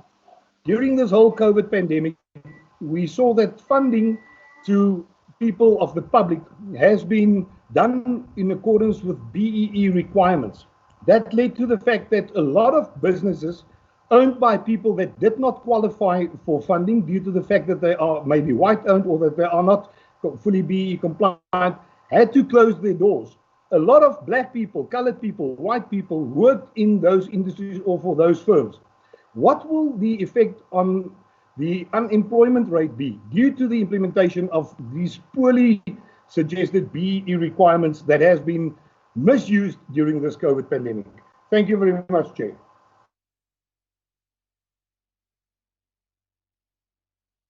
Thank you, Honourable Ocamp. You were well within your time. Honourable Karim. Yes, thank you, Chairperson. Firstly, if one listens to the submissions made, for the most part, I agree with most of the submissions made. But maybe the Appropriations Committee, I don't know whether it's possible, chairpersons, but should consider, saying to people, especially in the COVID-19 circumstances now, they should propose more concretely the trade-offs that they are offering and also the sources of funding. Given that we heard last week that SARS in itself will get 300 billion rands less. Obviously, this is a comment on the 2020 budget. Even so, in the Appropriations Committee, people must tell us what trade-offs they're proposing. Otherwise, as unintentional as it is, it becomes a shopping list, chairperson. The other thing to say is that Matthew Parks is quite right. When we passed the VAT bill, we said a 3-year time span within which we have to review the 15% VAT and consider bringing it back to 14 if possible. Now, given the COVID-19 circumstances, Comrade Chair, I don't know how possible that is, but we could look into some sort of VAT relief, bearing in mind the severe financial constraints. Thirdly, I'm not sure that I understood him when he talked about NHI. As I understand it, our very attempt to deal with the health crisis flowing from COVID-19 is serving to strengthen and accelerate the process of NHI. Perhaps if I misunderstood, we'll explain. On the Impact Investment Council, I think, Comrade Chairs, we should actually have a briefing with them at some stage, if that's appropriate. Finally, does COSATU know, or have any sense, who knows, of course, precisely, but do you have any sense how many people are likely to lose their jobs? And is the location of their comments going to be as part of the overall economic strategy? In other words, I know there's an alliance economic strategy emerging, which COSATU is a part of, but has COSATU got a specific strategy, overall economic strategy, within which it's locating its comments here, or will hopefully do so when it comes to the supplementary budget? Finally, in respect of AFASA, I think it's a very good input, Comrade Mr. Masitela. For those who don't know, he's a former MEC and a former member of the National Assembly, and so he knows how to manage us. But it's a very good submission, Chairperson. What are we supposed to say except that broadly we endorse it? But whether it's doable or not is something that we will have to deal with. And I think that COSATU should make its submission also to the Minister, although it's very late. But I think broadly, can I plead, chairpersons, that we ask our public stakeholders to give us some sense, at least, they can't do everything, of where the resources will come from and what the trade-offs are when they make proposals. Thank you. Thank you so much, Honorable Karim. Honorable Peters. Honorable Karim, you were well within your time, by the way.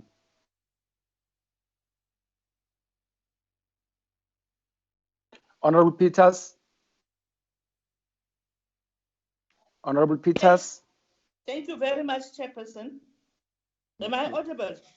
Yes, please.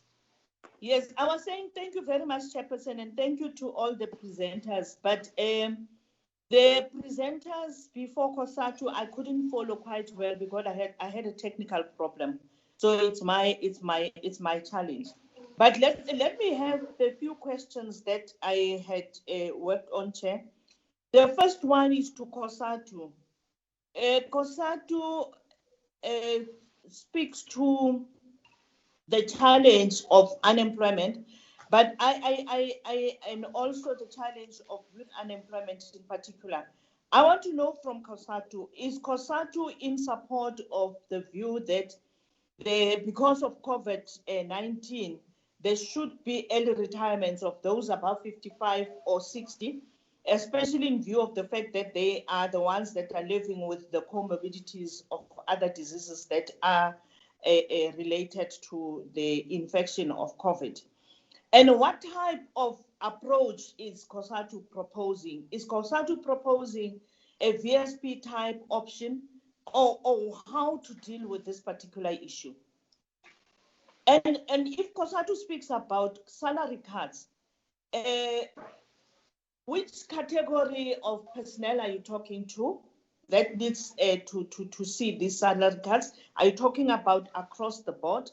And I fully support COSATU's call for your labor and health inspectors, and in particular, the appointment of the transport health inspectors, because I'm sure you would be aware that there is a team of men and women and in the employ of the state, although on a limited package like your CWP, your EPWP, who could be retrained and reskilled to be able to do that particular task.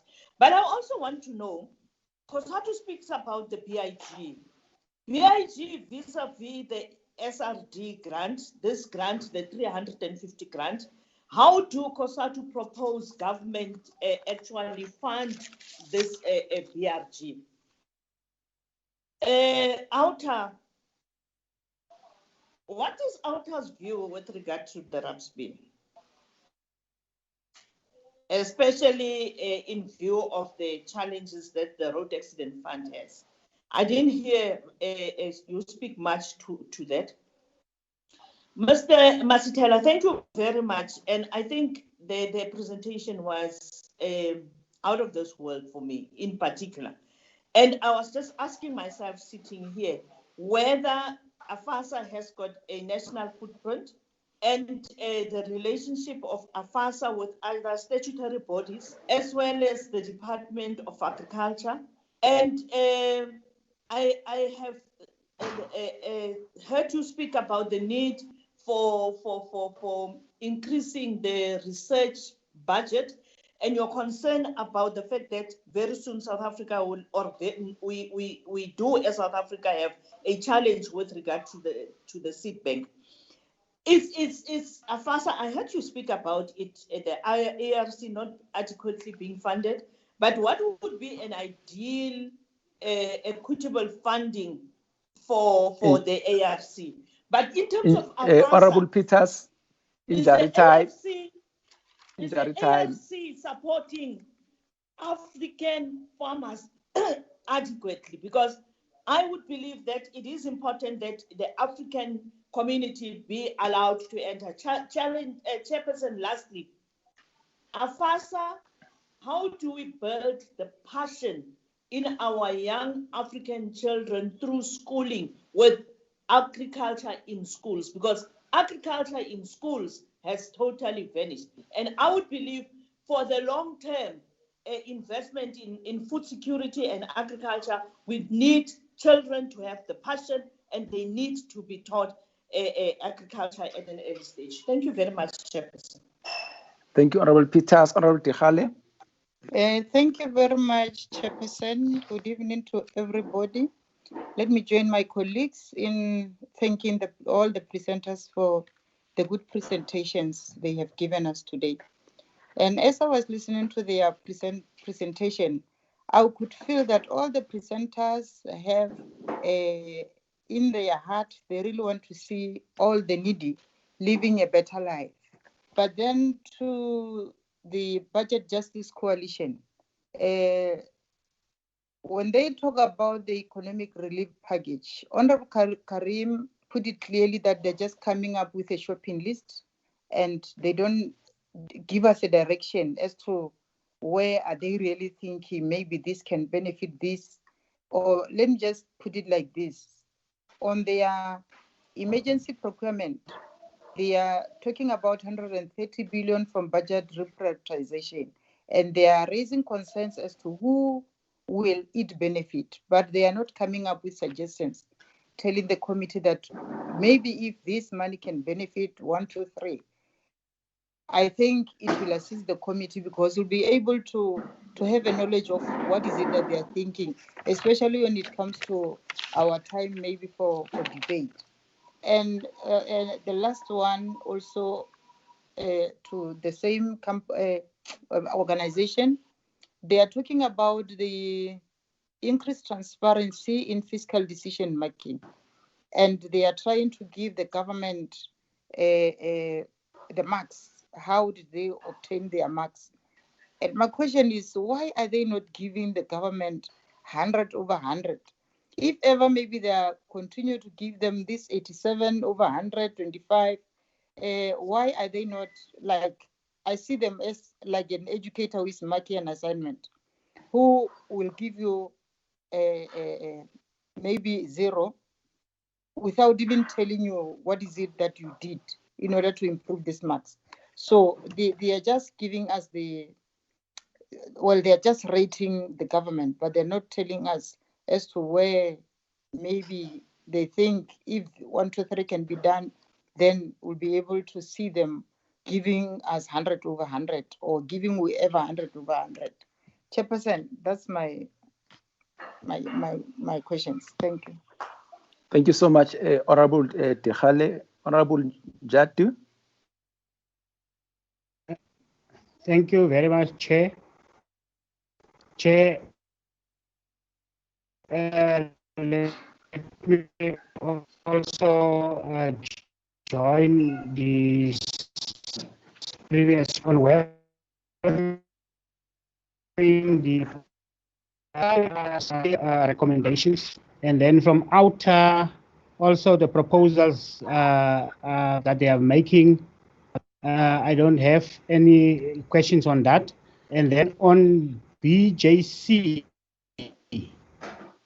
Chairperson was focusing on transfer of public participation, which I think from a position of the chair is maybe in terms of the model that is being used in terms of public participation, where stakeholders were coming to the House or to Parliament, and also now in the COVID-19 period that we are having this visual and also written submissions. So just maybe to clarify that point on the transparency on public hearings or public participation. Then my last point, Chair, will be to AFASA, African farmers. Chair, my point there to African farmers, I took 2 points, which is the low inclusivity of entry for black farmers. I need more detailed explanation on what the obstacles are. As one understands that there are a number of schemes, and also what are the obstacles.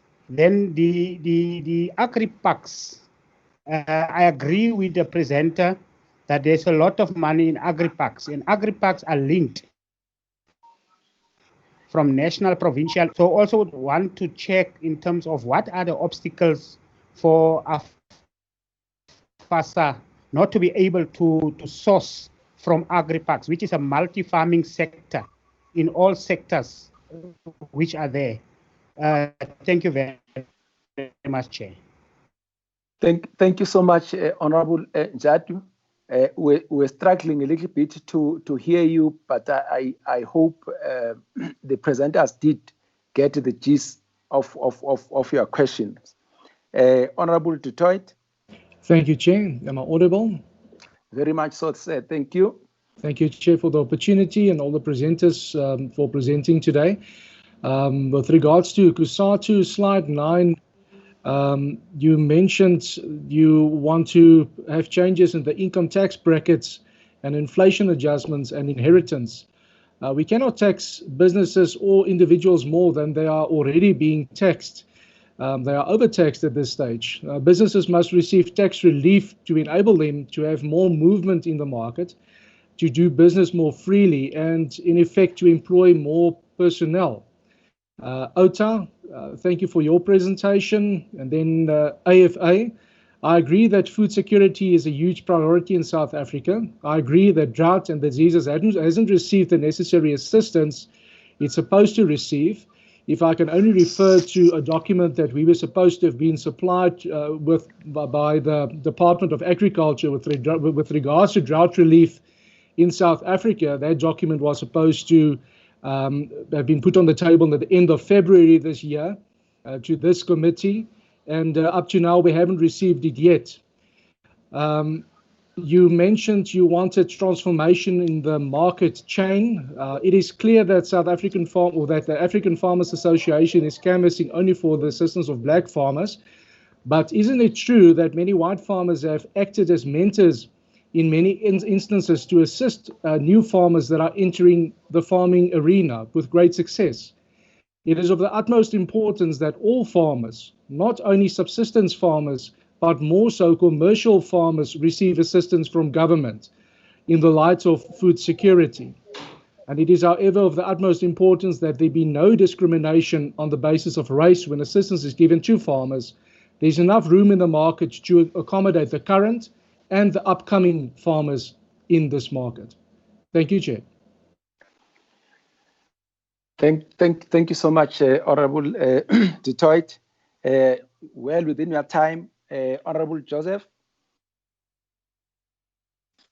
Thank you, Chairperson, and thank you for the presentations.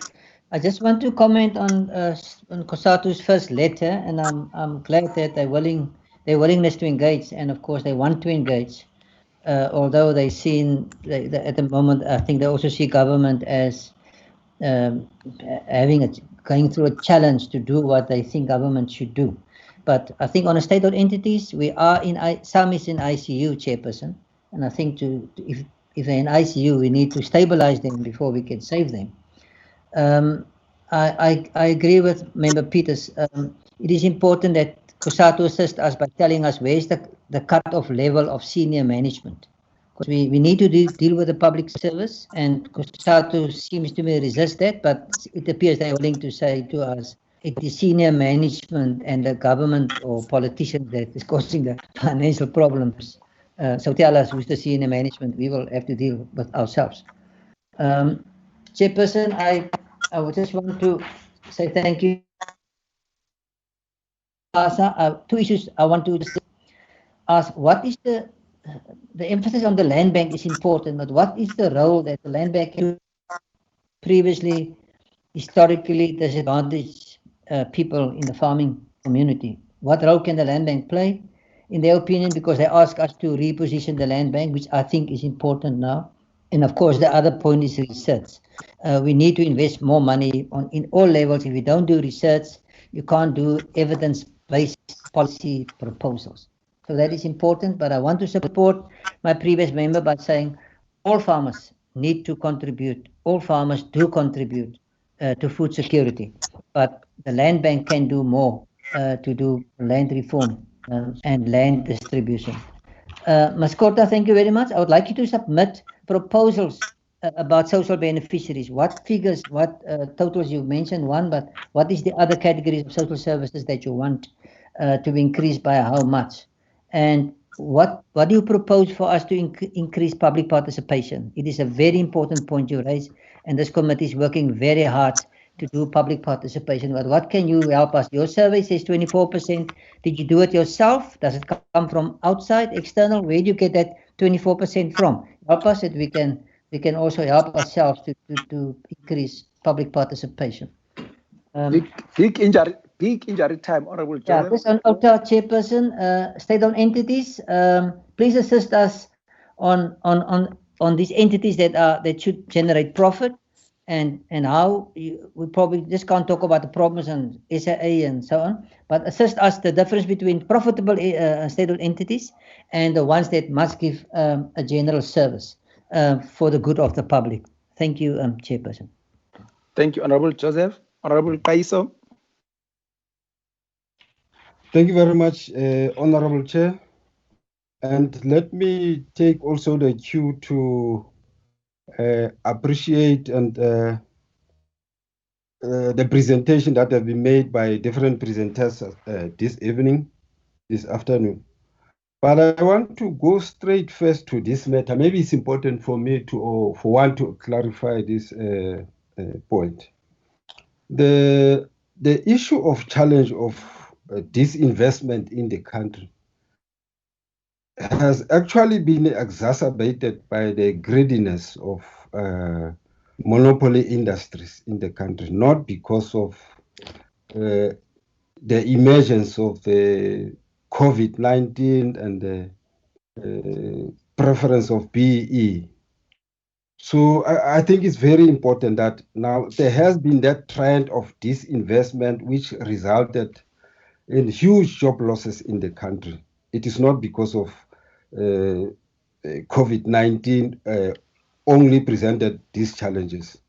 So I think it will help to clarify those minds that have a doubtfulness on the issue of unemployment in the country because of that disinvestment approach by big monopoly countries. And I think the government is handling the issue of preference of BE quite fairly because they're previously disadvantaged. That is where the focus is in terms of developing of our people. So there's nothing wrong there with the issue of BE. So let me Thank you, Honorable Chairperson. Is it my time now? No. I'll let you know. That's fine. It's Honorable Kaiso is still in. I'll let you know. Yes, and readily agree with a number of points that Chairperson, is it my time now? No, Honorable Matang, I'll let you know. It's still Honorable Kaiso. And readily agree with a number of points that COSATU has raised proposals there that can assist us as a committee moving forward. But I also want to get it a further clarity or understanding as to the issue which COSATU raised on the stimulus packages for employers. That do you mean that the government should not allow a situation where employers have been given a stimulus package and continue with retrenchment? Are you saying that that must be a condition? I just wanted to get it clear. And on OTA, I just want to understand, what do you mean when you say appropriation bill has been the same for over and over years, whereas we've been passing the appropriation bill in each and every year? What do you mean by remaining the same? What is the same there? I want to go to African Farmers Association. Well, it has brought us it's an eye-opener to us on a number of issues that African Farmers Association has raised. I think it is proper as a committee to interact with African Farmers Association post this public hearing and to get into more other areas so that we have an understanding what is it seek to to address around the very important issues that they have raised today, especially with regard to the role of the land bank, which is something that has been very much prevalent in our discussion recently. So now, yes, let me repeat. Are you saying that we need to move for reviewal of the developmental mandate of the Reserve Bank, the land bank, or what are you actually saying around that? Thank you very much, Chair. Thank you for taking much time. No problem. Thank you. Honorable Matafa. Thank you very much, Chair. Good evening to everyone who's part of the meeting. And like other members, I would like to join in and appreciate the presentation. I think they are very helpful as far as our work is. Chair, with most of my questions covered, I'll start first with the one of AFASA and with relation to the funding and repositioning of the land bank. There's a question that I had for the land bank, and I think maybe AFASA might give in terms of assistance to new entrants into the agricultural space, as well as the small holding farmers. Given the impact of COVID-19, how best can the land bank, including government through the national fiscus, assist those particular farmers? And I agree with other members that food security is a responsibility of all the farmers. But I would like to underscore the fact that in the main, new entrants and small-scale farmers pretty much particular farmers. So our interest is to find out what advices can AFASA provide the committee and parliament in terms of how we can assist those particular individuals. On our water chair, our water speaks of spending money around analysis and development at local government space in order to introduce governance reforms.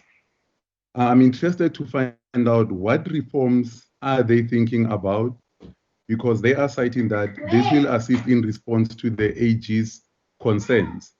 Now, I'm raising this question because at national level, the AG has been given an expanded mandate. Now, the question is, what additional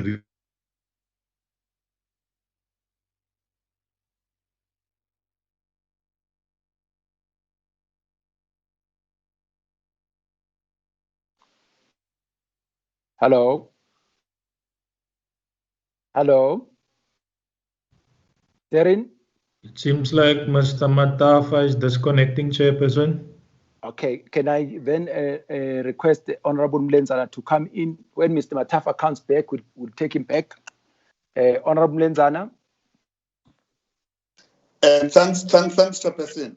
Just one question, Chair, because I am also partly covered by Honorable Kaiso on the question to Outer. The concern by Outer regarding the appropriations that they say it is the same. If that could be clarified, whether is it in terms of rands and cents or in terms of approach, or what is it? Or are we seen to be rubber stamping? If Outer could be, outspoken. Then the one question to all presenters, Chairperson, would be, what is it that we could be advised of as the committee in terms of COVID-19? What is it that we should learn from COVID-19 as Appropriations Committee, particularly in terms of the allocation of funds? One would say, Chair, from where you sit at, the COVID-19 has actually exposed us to realities of South Africa as to what is it, the actualities of South African context have been exposed to us by COVID-19. If all of them could comment on that, Chair. Thanks. Thank you, Honorable Mlenzana. Honorable Matafa, are you there? Okay, yeah, I'm sure he's definitely struggling. Can I request Honorable Co-Chairperson, Honorable Mahlangu, to come in? Honorable Mahlangu. Thank you, Honorable Chairperson. Co-Chairperson, let me join the members who have appreciated and welcomed the presentations. Very empowering. And I think I just found ourselves as the select and standing committee very fortunate to have such rich presentation, not complaining, but identifying issues and coming up with the suggestions. Chairperson, because we have time limited on, I'll just highlight a few. Most of the issues have been covered by the other members who have spoken before me. On Justice Coalition, they've on slide 3 where they started, they're just asking right correction. Correct questions as to where does the money come from, how much is the money, who will actually provide the money, who will benefit, just overall as in value for money. I think those are the correct questions to ask. And they are also calling on us as the committee to support their views. And unfortunately, we cannot confirm that today, that we agree with your views, even though I'm saying you have enriched our views in most of the issues, or confirmed and agreed with us away. On slide 7, where you spoke about the transparency, you say there should be increase on transparency in as far as fiscal decision making is concerned. I just want to understand, and also on the public, as far as public participation, is public participation a problem in as far as the committee, or is it a problem in as far as Treasury is concerned or government is concerned, so that we can be able to know where intervention needs to be happening? Because as other members like Honorable Joseph have said, the issue of public participation, we take it very serious, because we are here because of the public, and if we in our work we don't involve public participation, we will not be doing our work.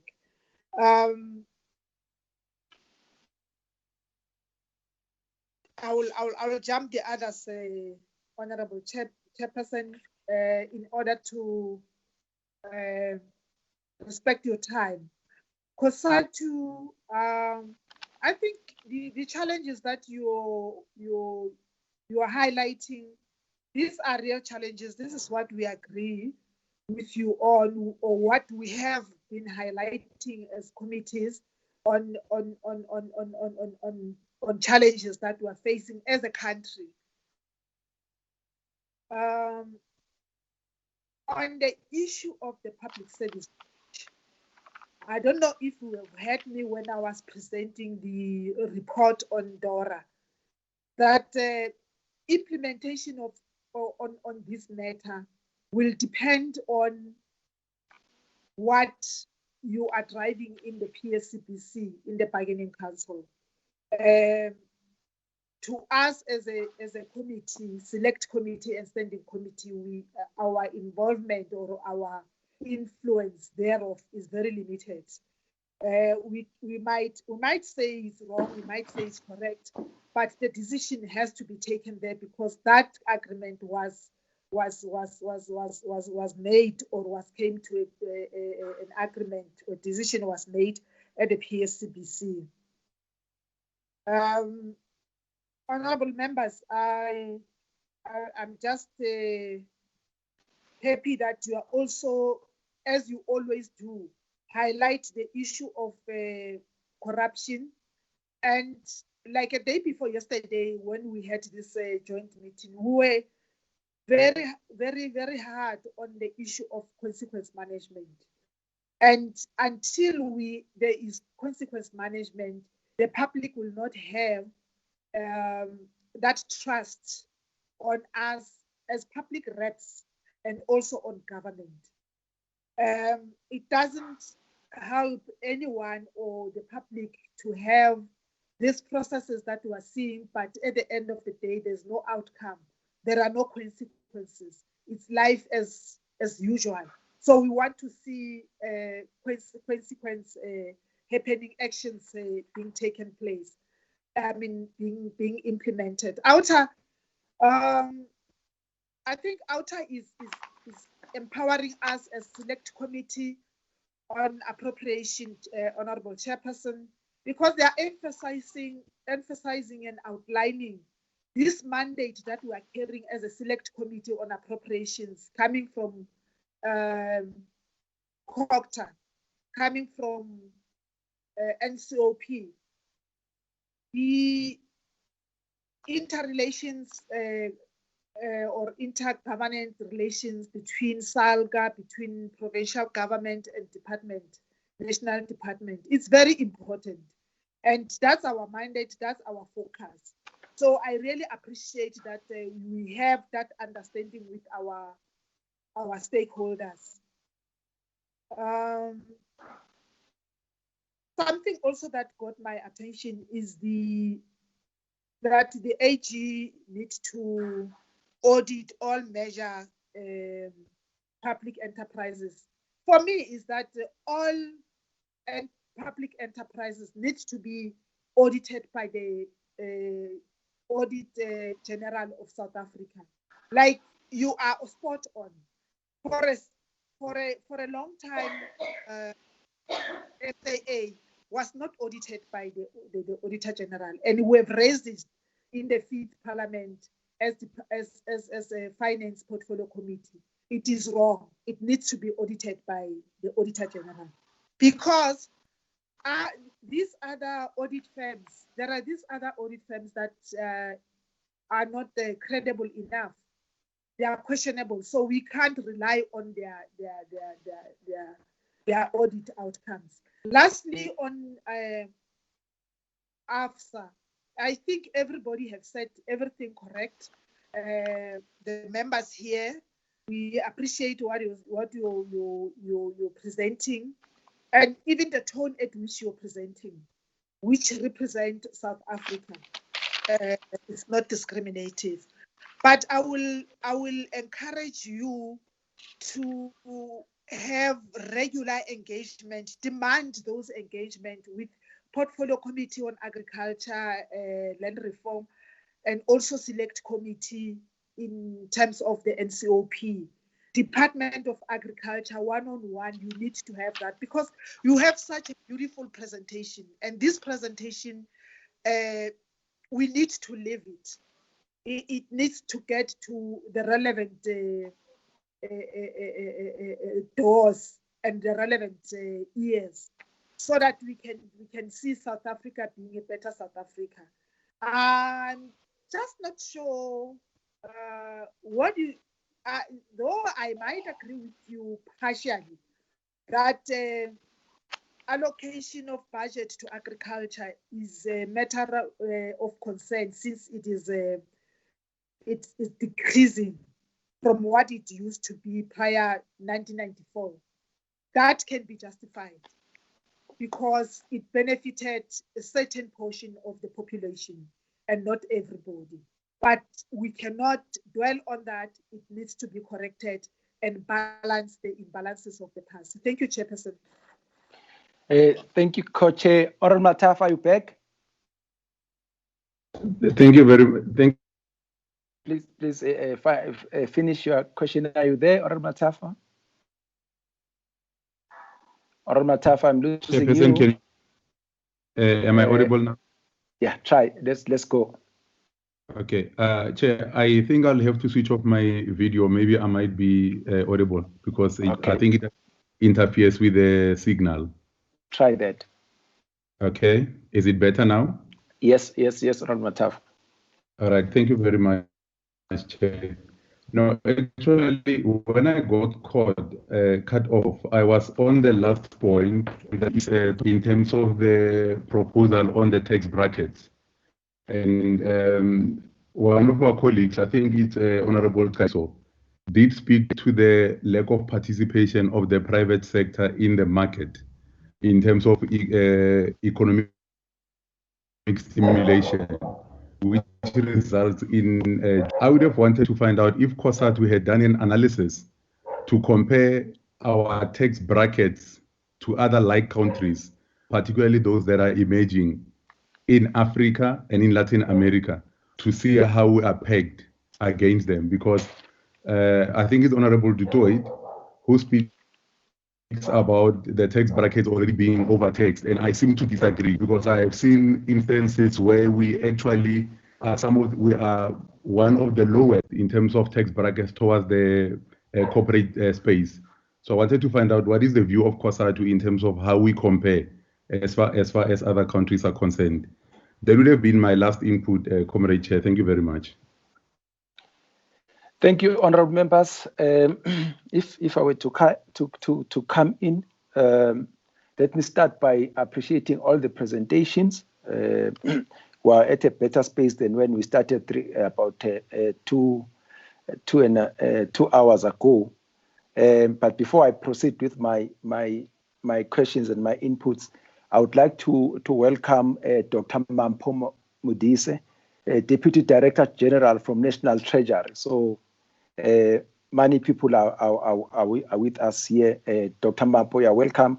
If at any time you also wanted to respond to the issues raised by the honourable members, because you could hear, or perhaps you could hear them raising issues around the budget. But let me jump to my questions. Let me start with Comrade Matthew.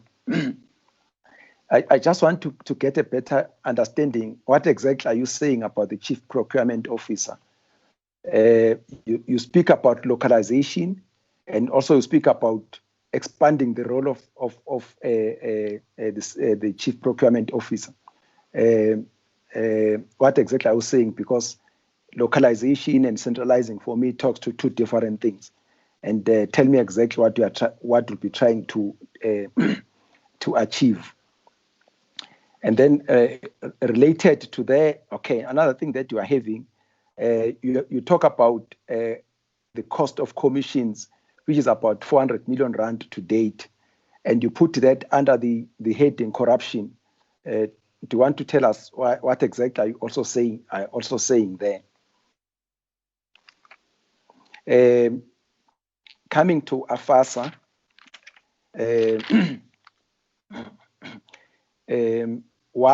what do you think should happen or should be done to try and assist agriculture in general and black farmers in particular about accessing the markets, both national and international? Exactly, if you were to say, yes, we need government to do 1, 2, 3. Can you please share that with us? I'll tell you, I once met the ambassador of China. He was still new in the country. I was still at National Treasury. He made a very bold statement to me. He said, look, as China, we could buy everything that you produce. And needless to say, that would improve our trade balance and obviously impact positively on our GDP growth. But I'm just saying that exactly what is it that needs to happen that we are not doing for us to be able to access the markets, the international markets, one. But again, I'm sure charity begins at home, the domestic market. We have interacted with the Land Bank a week or two ago. Amongst other things that we asked them was their or what they shared with us is the use of intermediaries. Can we get your response on that? What's your experience with them? What is their role? What is their impact, especially as it relates to black and emerging farmers? You say the Land Bank operates like any other commercial bank. What does that mean? I know you spoke about some of the things that you think it should do, but you said it operates like any other commercial bank. So exactly what are you saying, and what's your proposal? How should it perform?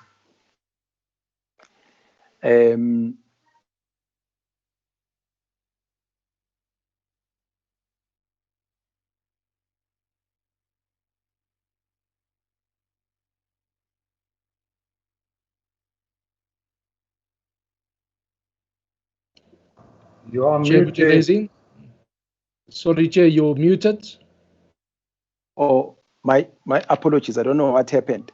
What was my last point so that I can see? I think I was talking about the access to international markets. That what is it that is holding you behind? Then I jumped into intermediaries. I was saying as AFASA, what's your attitude towards the use by the Land Bank of intermediaries and their impact on the black and emerging farmers? You said the Land Bank operates like any other commercial bank. What does that mean?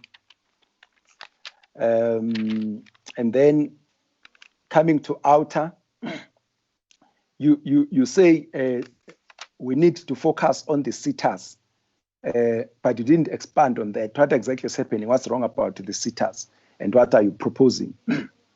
And outer again, you say that we should be taking money from the departments that are not spending. What are you saying about the impact of not spending to the intended ultimate recipients? Don't you think that we may be punishing people, that we may be double punishing people if we do that? I want to hear more on that. Yeah, I think let me end it at that and allow you. You were very pointed that such and such a question goes to outer, goes to COSATU. Can you please take your questions in the order that you made your presentations? And please be aware of the fact that other people still need to respond after you. Can we start with the first presenter, which was Budget Justice Coalition? Ms. Kota, please pick up your questions. Thank you, Chairperson. So firstly, thank you to all honourable members for the questions, many of which I think I will do my best that I felt were addressed, that were addressed to the coalition. I'll do my best to address. And perhaps just as a quick preface to that, in particular, I can imagine many of our coalition members that are listening are encouraged by the questions relating in particular to one, the public participation aspect, and secondly, for us to make substantiated or to substantiate our concerns and to highlight where we think some of these things might come from. We've engaged with enough committees, or certainly with the committee often enough, to know that this question was going to come. So perhaps to start off on that, and I'm hoping that by starting off on the question of where should the money come from and what are our thoughts in terms of solutions. We've made attempts in the written submission to make very clear articulations around where we think some of this money could come from, noting as well that, of course, we don't have the benefit of any of the perhaps Treasury models in terms of both tax and revenue aspects, and so to some extent those are made blindly. But an immediate one and one that we make strongly in our submission is in relation to a wealth tax, or the taxing of wealth, and so there are two areas that I'd like to touch on, and hopefully will answer many of the concerns and questions that are raised by Honourable Karim Okamp and others, which is to say that we believe that a tax on the richest tiers within the country and private sector would be a meaningful solution, and would be one that is less punitive on the most vulnerable, less punitive on the informal sector, less punitive and less deepening in terms of inequality. So I draw on one particular study. So there are economists within the Budget Justice Coalition whose thoughts and research are within our submission. But in addition to that, the Southern Centre for Inequality Studies at Wits University has also indicated that in their research, they estimate that if the country was to tax 354,000 individuals, the richest, this could raise as much as 143 billion rand. And this, as you can imagine, is a significant, or equates to a significant proportion of the current 500 billion fiscal response package. And so for us, an immediate area would be for Treasury and for the South African government to really do some deep introspection about who we are taxing and why we are not taxing, imposing wealth taxes more liberally. The second aspect is that is around the savings, which I touched on very briefly, and it's to say that we are aware, and perhaps again need to wait for the adjusted budget to see where these reprioritizations will be made. But savings around travel budgets, for example, even within the civil society sector, many of us are in a position now to look to, for example, use our savings within travel and accommodation, put those towards supporting data for community activists to join meetings like this. So we would imagine that the state and the public service would be in a position to do similar savings and reprioritize those, not as savings, but towards the economic relief package. And so that's another area. And we would imagine that there would be potentially some significant income from that. We also really welcome the question around public participation, and I'm very encouraged in particular by Honourable Mahlangu's reflection on that. And I think for us, many of the MPs I've noted raised this question about what is the problem with public participation that we are raising. There was also a question about why is the rating not 100 out of 100, and there was a question about who has done this research, where does it come from. I've shared in the text box for MPs in their own time to have a look at. But the open budget survey is undertaken by the International Budget Partnership of these 117 odd countries, and in South Africa in particular, the Public Service Accountability Monitor is responsible for undertaking the survey. But also the survey is overseen, and its findings are commented on and rigorously overseen essentially by the National Treasury. And so the comments around this rating are not just a thumbs up from civil society, but in fact have been overseen as well by the National Treasury, which I know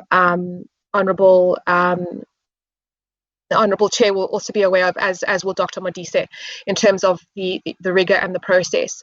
The questions are detailed, and the documents that they include are also very varied, and I won't take too much time because I'd like to give other participants or presenters the opportunity to answer questions. But I think ultimately to answer the question about what is the problem and how should it be addressed, from where we stand there, and the presiding officers in Parliament will have received various letters from some members of our coalition asking for,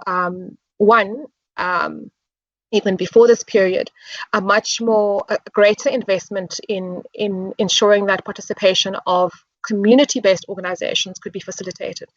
I note that it is much easier for someone like myself to undertake a presentation like this than it would be for someone who has likely a solid foundation within their own constituency and as a representative of community-based organizations and movements. Easier for me than it is for them. And so one of the areas is to look at, even in the context of virtual meetings, what are the opportunities to enhance that? What is Parliament able, for example, to make open access to zero-rated platforms?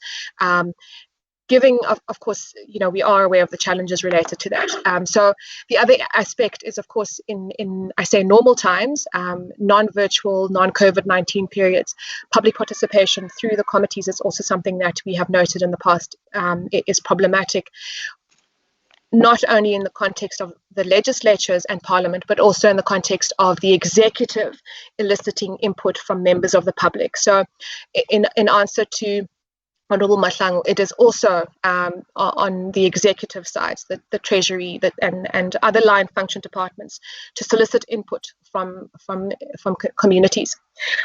I will wrap up. The other aspect that perhaps just to touch on is I really appreciated the question which asked, what should the committee, and I guess the question is broader, take from the COVID-19 context. For us as a coalition, it really, this is an opportunity that we felt we should not let go of, in the sense that it is an opportunity to influence change. It's an opportunity to better understand what does openness look like. So if we were to call, for example, to have the procurement information made open to communities, if school governing boards, for example, are able to see within the entrance of a school what is supposed to be delivered to their school versus what actually has been delivered to their school, and who they can report non-delivery to, for example, that for us is an immediate win in terms of looking at transparency and meaningful engagement in communities after COVID-19. It should not be within tiers within this space, for example, to influence that.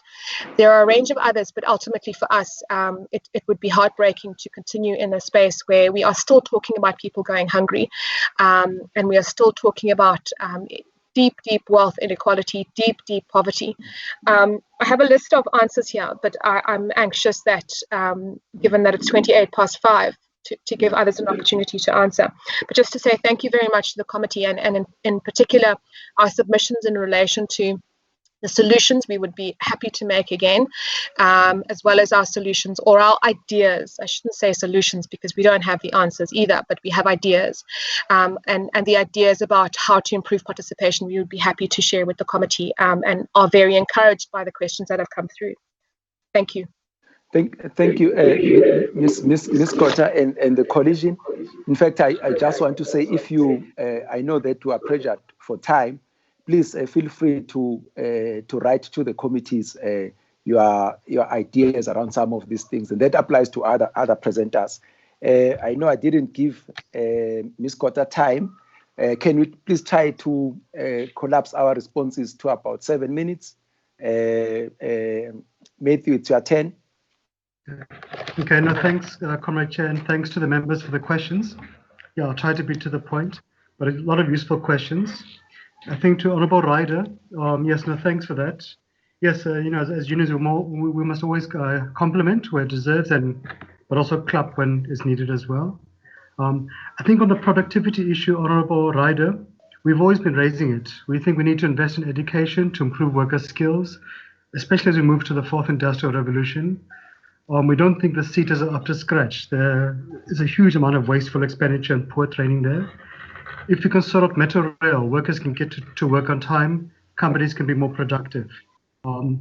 If we can invest in workers' health, a healthy worker is a more productive worker. And look, we're keen on productivity to improve, because if companies can survive, workers' jobs can be saved. One of the things that some of our unions do is to monitor government tenders. So our Clothing Workers Union monitors all clothing and textile tenders to make sure it goes to local companies. We've had quite a few engagements, as members might know, with Treasury over this past few months around making sure that the PPEs, the cloth masks, are locally procured. So we try to look at a win-win situation. We're quite involved in the DTI sectoral master plans as well as try to save the economy, because our workers' jobs depend upon it. To Honourable Okamp, no, we would agree with Treasury. We're in deep trouble. We were in trouble before the lockdown. I think on the issue of the wage bill, look, a couple of things. Quite a few members raised it. One is that how government approached it was very unhelpful. To go to the Public Service Bargaining Council the day before the budget speech of Comrade Tito to say we're pulling out, it shows us negotiating in bad faith. They should have come to us in October last year and said, we're in trouble, this is all, let's discuss. We think we would have found each other. But to go a day before the budget speech, withdraw, not put on table an alternative proposal, it put us into a corner. To go to the budget speech at Parliament to say, well, workers are to blame for the crisis in government, for the crisis in the economy, yet not dealing with corruption and wasteful expenditure, which consumes about 10% of our budget every year. So it's a difficult thing. And to be honest, honourable members, our unions are not going to compromise on the existing wage agreement in all likelihood. There is negotiation taking place right now at the PSCBC. It's moved from mediation to arbitration. We're hopeful we will find each other. There is some movement with government towards coming closer to honouring the agreement. But also, I think, Chair, our unions are not likely to agree to renegotiate, because they're also worried if you renegotiate a signed, legally binding agreement in government, it will set a precedence for private sector companies to also abandon agreements. Chair, we have made proposals, and we think on two fronts we can help government. For the next 3-year wage agreement, we've done our number crunching. We can find a way to save 160 billion rand, because inflation has fallen quite a bit from 5.5% to probably 2.8%. We've also made proposals about how you can put a freeze on what management earns from levels 12 to 16 in the public service, even to do cuts there, but also especially the entities and the SOEs where there's a huge ballooning of the wage bill. You can have a sliding scale which protects the lower bands from levels 1 to 6, must be guaranteed inflation plus, and then the middle bands 8 to 11 must be guaranteed inflation. There is space to find each other, but it must be done in a constructive way. But Chair, just to give you some of the difficulties. So the public now believes that nurses earn about 200,000 rand a year who are providing an essential service, especially now, are to blame. Yet you have a CEO of the Mgeni Water Board earning R1 million every month. You have 800 managers at Eskom earning above 2 million rand. So to sell any compromise to workers, you must deal with the bloated management structures at top. Chair, I think also to Honourable Okamp around Eskom, and I'm happy to Comrade Chair, because of time constraints, to share our proposals around Eskom. We have basically finalized our Eskom social compact at NEDLAC with government and business. It's a 35-point plan which deals with the bloated management, with corruption, with unaffordable contracts, with a just transition, etc. We've agreed that we must mobilize all public and private financial support for Eskom. If Eskom fails, Comrade Chair, we'll have no economy. Every single industry depends upon Eskom, and we were losing many jobs in the mining and manufacturing sectors because of the unreliable source of electricity from Eskom. But it's not a blank check. So we've said that PIC can invest, but it must be through government bonds where there's a return on investments. So it's not a blank check. And the conditions are the corruption, the wasteful expenditure, all of that must be dealt with. The last question from Honorable Okamp was around BEE. Look, as COSATU, we support BEE, we always have. Right now, but our focus has been about saving every single company in the country, whoever owns it, black or white. And we do recognize that Honorable Okamp said that most companies are owned by white persons. Most African workers work for white owners. So we've not been keen on entering the ideological detour right now. We've said we must save all employers. So the 40 billion rand from the UIF goes to any employer who has suffered a financial loss to make sure those workers can receive the salaries. We are quite worried, Chair, that the 200 billion rand given by government to companies, only 10% has been released so far. So that's quite a worrying part. Comrade Chair, I know the time is against us. I'll try to be very fast. To Honorable Karim, we agree there must be trade-offs, and we're willing to find those trade-offs for the next 3-year wage agreement. We don't think government on its own can provide all the funding to grow the economy. The private sector has to come to the party, especially the banks and investment funds. It has to be done through impact investments. And we've really pushed on, so the social relief measures that have come through so far, the UIF funding, the 40 billion rand, the increase in social grants. We've been also pushing at NEDLAC on the various economic relief measures that have come through so far. So also, Comrade Karim, the Alliance paper, actually most of the issues there were issues that COSATU had proposed. But we think on the stimulus plan, it has to be tightly linked to job creation. It can't be a blank check to employers. We have to look at a massive infrastructure investment, especially on key things like ports, rails, energy, which will grow the economy. But Comrade Chair, we need dedicated support to heavily affected sectors of the economy, like hospitality, retail, tourism, etc. But Chair, it can't just be national government doing the work. Provincial government, local government, SOEs must do it. And you find in all those sectors, there are no job creation targets from them. Comrade Chair, I think for us also critical is local procurement. It's the banks making credit more affordable and accessible. And it's about tapping into international green funding. Comrade Chair, also at NEDLAC, we've been pushing the issue of the digital economy as a way of kind of releasing pressure on employers and growing the economy. But we also have to sort out the energy crisis as well. So I think those are the key things for the economy. And of course, we have shared our proposal with Comrade Tito and Treasury colleagues. 2 minutes, Matthew. 2 minutes. I think I'll have to put many things into writing, Comrade Chair, because there were so many questions. Yeah. Maybe just quickly a few issues. To Comrade Peters, we don't support early retirement. We can't shuffle older workers for young workers. We must create jobs. I think for us, that's a key thing. We'd want to see public works programs helping to create new jobs, not just being a source of cheap labor. So, for example, supporting recycling.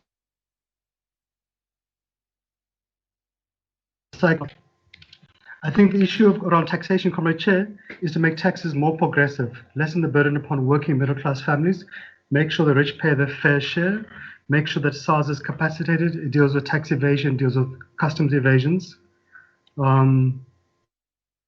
I think to Honorable Mlenzana, around what lessons have we learned from COVID, was one is to capacitate the state to deal with unemployment, to deal with poverty, but also the urgency of now. We must deal with these ticking time bombs and not just simply kick it down the road. I'm going to have to send you a lot of stuff on writing, Comrade Chair. And maybe to the last set of questions, Comrade Chair, which is from the Honorable Member Buthelezi, so I can't ignore him, about the Chief Procurement Officer. We really want to see the Chief Procurement Officer playing a central role in government procurement. It can help save costs, help reduce corruption. And you find often municipalities, provincial governments, SOEs, they violate all the PFMA rules. It is just simply a wild west what happens there. So we really need to see Treasury and the Chief Procurement Officer setting very clear framework guidelines to deal with that corruption there, Chair. The last point that you raised, Comrade Chair, was about the 400 million rand for the commissions. Our simple point there is that we support the commission's chair, but we haven't seen the NPA and the police implementing those recommendations or arresting people. And to give you one example, At ESCOM, there was 3,000 forensic audits, yet they'd not been implemented. So there's no point of exposing corruption if you don't make those who've dealt with it pay the consequences. So let me stop there, Comrade Chair, and I can provide in writing, because the time constraints, more comprehensive answers. Thank you, Chair. Yeah, thanks. Please do that, Matthew. You know we're going to interact again very soon. Can I ask Mr. Johnston to deal with his questions? 7 minutes, please. Chairperson. Yes. Chairperson. Yes, Honorable Nzana. Just a second, Chairperson. Yeah, can I? If Mike, Matthew can, as he writes, can be more detailed. I've listened carefully. He was so high level in his responses.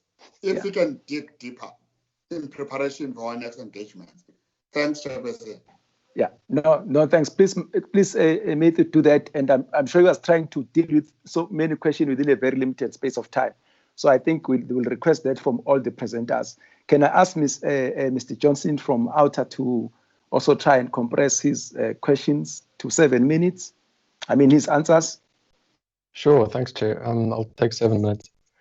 The first question was from Honourable Peters, and just overall the questions are very constructive, so thank you very much, Honourable members. The question was on the RAVS bill and what our view is. So we didn't go into much detail because we haven't been doing focused work on this. But I'll exploit this platform, Chairperson, and say our view is very strongly, and we have a strong view on auto as well, that there needs to be an emphasis on road safety, as opposed to really just sustaining the government entity that pays out for road accidents. I think it would be much better spent if money were to be allocated to more police visibility and this kind of intervention to make sure that road accidents are reduced, to ensure that that liability is minimal. On Honourable Joseph's question, SOEs, which ones are profitable and which should just provide a general public service?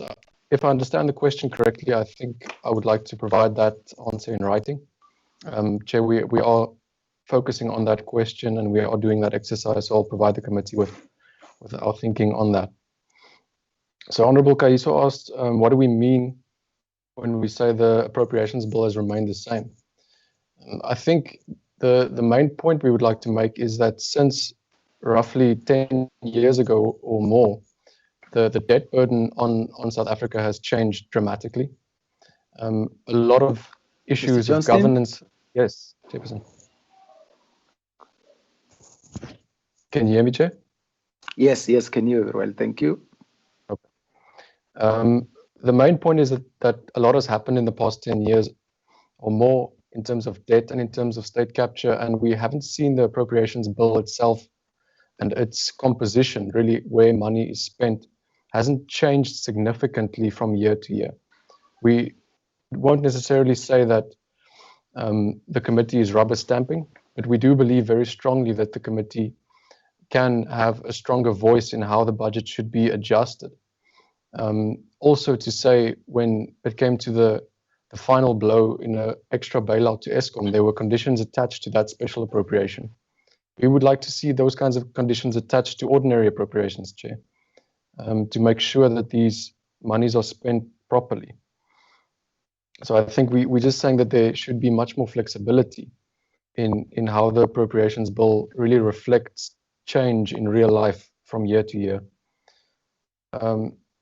So Honourable Matafa asked about spending on local government reforms and what kind of reforms we would like to see.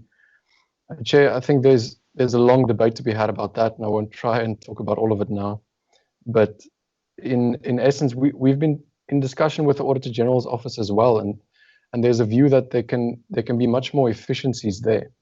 In rural municipalities that are very small, the CFOs can, for example, be reduced in number, that a single CFO would serve more than one municipality. These are the kinds of structural changes that we would like to see. The district development model has been spoken of quite often, but it doesn't really reflect in the appropriations bill. As I said, it continues to look quite similar to what it has looked like in previous years. So I think also in terms of the issues that we're seeing where water boards are complaining about the role that municipalities play in really getting payment for services, and they're just starting to bring in third parties to collect those payments.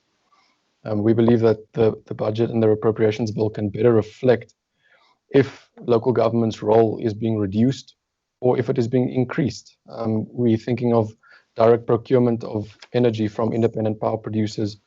If metro municipalities are taking over the metro rail, then the appropriations bill should reflect that. The general question that was asked in terms of COVID-19, which I think is a very important question, and I think that it really exposes the weaknesses of the public sector, and it really amplifies problems that we already had before. Thinking about the energy crisis, as Matthew spoke about, that really needs to be resolved. There are several issues that just can't be ignored any longer, and I think in general there's space for change, and we would like that change to be inclusive. And I want to agree with the speaker from the Budget Justice Coalition that we would like to have budgets in their formulation to be more inclusive, to be more participative. And there are platforms that are being developed for that, but we would like to see that integrated with these public hearings. Then Honorable Mahlangu asked, who basically just made the comment and said, thank you that we are empowering the Select Committee and that we are emphasizing intergovernmental cooperation. And I think it's very important, Chair, and I think we would like to, similarly to what the FFC said recently, emphasize that civil society should also be a part of intergovernmental fiscal relations, and that we really need to foster a stakeholder society, that at every stage of the budget cycle there should be public engagement that is meaningful, that we can actually see how that influences what is ultimately decided. And the last question from you, Chair, on the CETAs, what is wrong is essentially what Matthew said. We think what is wrong is that there are contracts that are corrupt. We think that there is significant wasteful expenditure, and what the committee could do, in my opinion, is really to make the appropriation to the Department of Higher Education conditional in that it has to address these issues. These entities are under its oversight, and I think if we just give them money to hand over to these CETAs, then they have to make sure that that money is not going to be wasted. And finally, Chair, you asked on underspending. If we reduce allocations to those entities and organs of state that underspend, wouldn't that be unfair? I don't think so, Chair. We have very limited resources. We have very limited space to increase tax revenue. And when money isn't spent to good effect, I think that it can be spent elsewhere in organs of state that are actually spending it properly. Thanks very much for the opportunity, Chair. Thank you so much, Mr. Johnson. I'll ask Afasa to come in. Since Afasa is there, made an appearance to the committee, I think we'll be generous and give them 10 minutes. I don't think there'll be toi from Matthew when we do that. Afasa.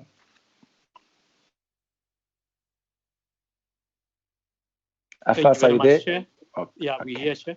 Thank you very much. We appreciate the time and opportunity for us to speak to Parliament around issues that were raised. And we also, just in general, accept the challenge of us meeting with the committee on regular basis. We would actually await that invite, and also we'll also make some requests to come and discuss the matter with the committee around how we see the transformation in the land bank. But I will touch on that matter in just a while. Chair, Honorable Ryder is actually asking us about the budget and the markets. And I want to touch that, encapsulate the question with also the question that the Chair raised about the markets. How we view the process of dealing with the markets, opening the markets, the easiest way, Chair, from our FASA is that the state should be off-taker of the product from the farms. As simple as that. If the state says, let me make an example. If the state says that we want a pork meat, we have hundreds of members who are AFASA who are in the piggery. The quality and everything you don't have to compromise on. We have the good quality of the product. You will get the good quality as stipulated in the regulation. So if you do that, maybe health department Department of Education, Department of Army, and everybody else to say, we want to procure from the state, from the farmers directly. You can do that. That's as simple as that, Chair. We can come and discuss the matter, modalities on how that matter could be dealt with. I don't want to go through the details on that issue for now. All in a short way, I'm saying it may be easy for the state to procure directly from the farmers.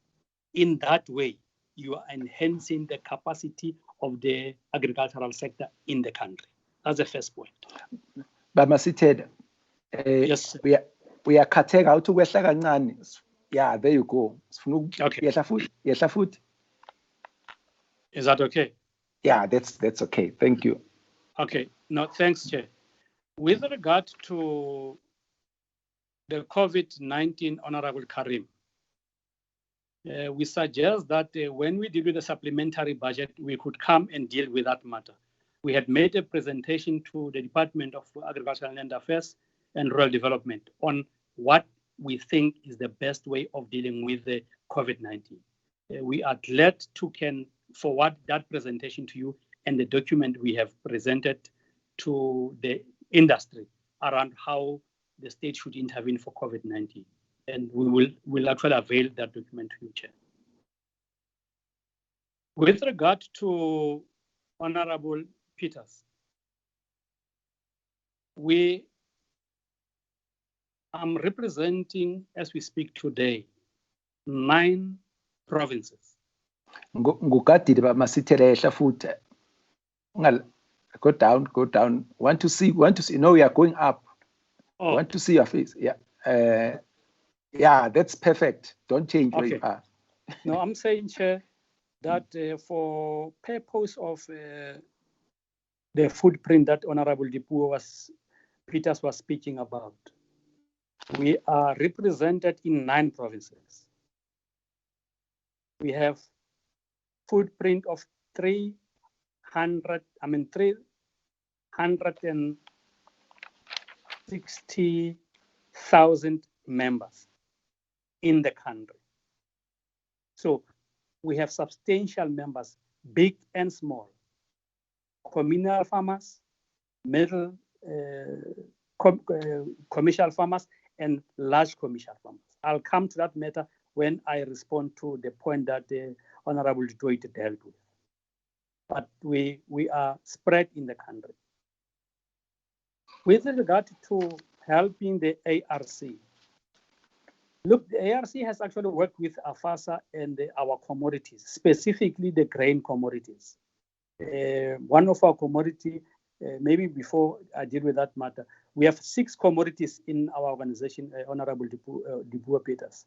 The sugar industry, both of South African Sugar and SAFDA are members of AFASA. SAGRA is a grain, one of the biggest in the country. Black Grain Organization is our member. We have a NERPO, it's a grain, it's a red meat association, it's our member. We have a AGRA, which is a wildlife organization or union in our stable. We have a deciduous fruits, it's our member in our organization. So those are the commodities that I'm speaking about. We have about other study groups, we call them study groups. There's a process of approving the commodities in our organization. We have a poultry and piggery. They are also the biggest in the country, and horticulture. So we have those as a footprint in the country. But coming back to the point that I was dealing with, is that ARC, Honorable Peters, has worked with the AGRA, has worked with the SAGRA, South African Grain Association of our organization, to develop a new cultivars of wheat in Eastern Cape. So that's an interest shown by the state to help black farmers. But the amount of money that allocated for ARC is mega, it's minimal. And that's why they are unable to spread the wings in terms of research and helping for the assessing the cultivars. And that's the point that we made. to make agriculture smart or fashionable, AFASA's view is that it's important to reopen agricultural colleges in all the provinces. If you don't do that, you are missing out on the opportunity of young people seeing the importance of agriculture. By the way, you must remember, honorable members, during our times, you were forced to go and study agriculture because you were forced to study agriculture to be an employee. And that's why many Black people were resistant to being in the agricultural sector. In the present conjuncture, it's important to revitalize that situation, re-energize the process. And AFASA has actually worked with a different organization. For instance, we have worked with the grain industry to say, what is that you can do to fund the education postgrads for Black farmers and Black students in the industry, so that they can have an appetite to participate in that space. So that's one of the things that we are dealing with. We will be glad to engage with the committee around those matters, Chair. With the honorable, I think, is that Juba? Look, the obstacles for inclusivity. Remember in 1996, 1997, the government adopted what we call it a deregulation process. That deregulation process, the unintended consequence of that has barred Black people to participate in the agricultural sector.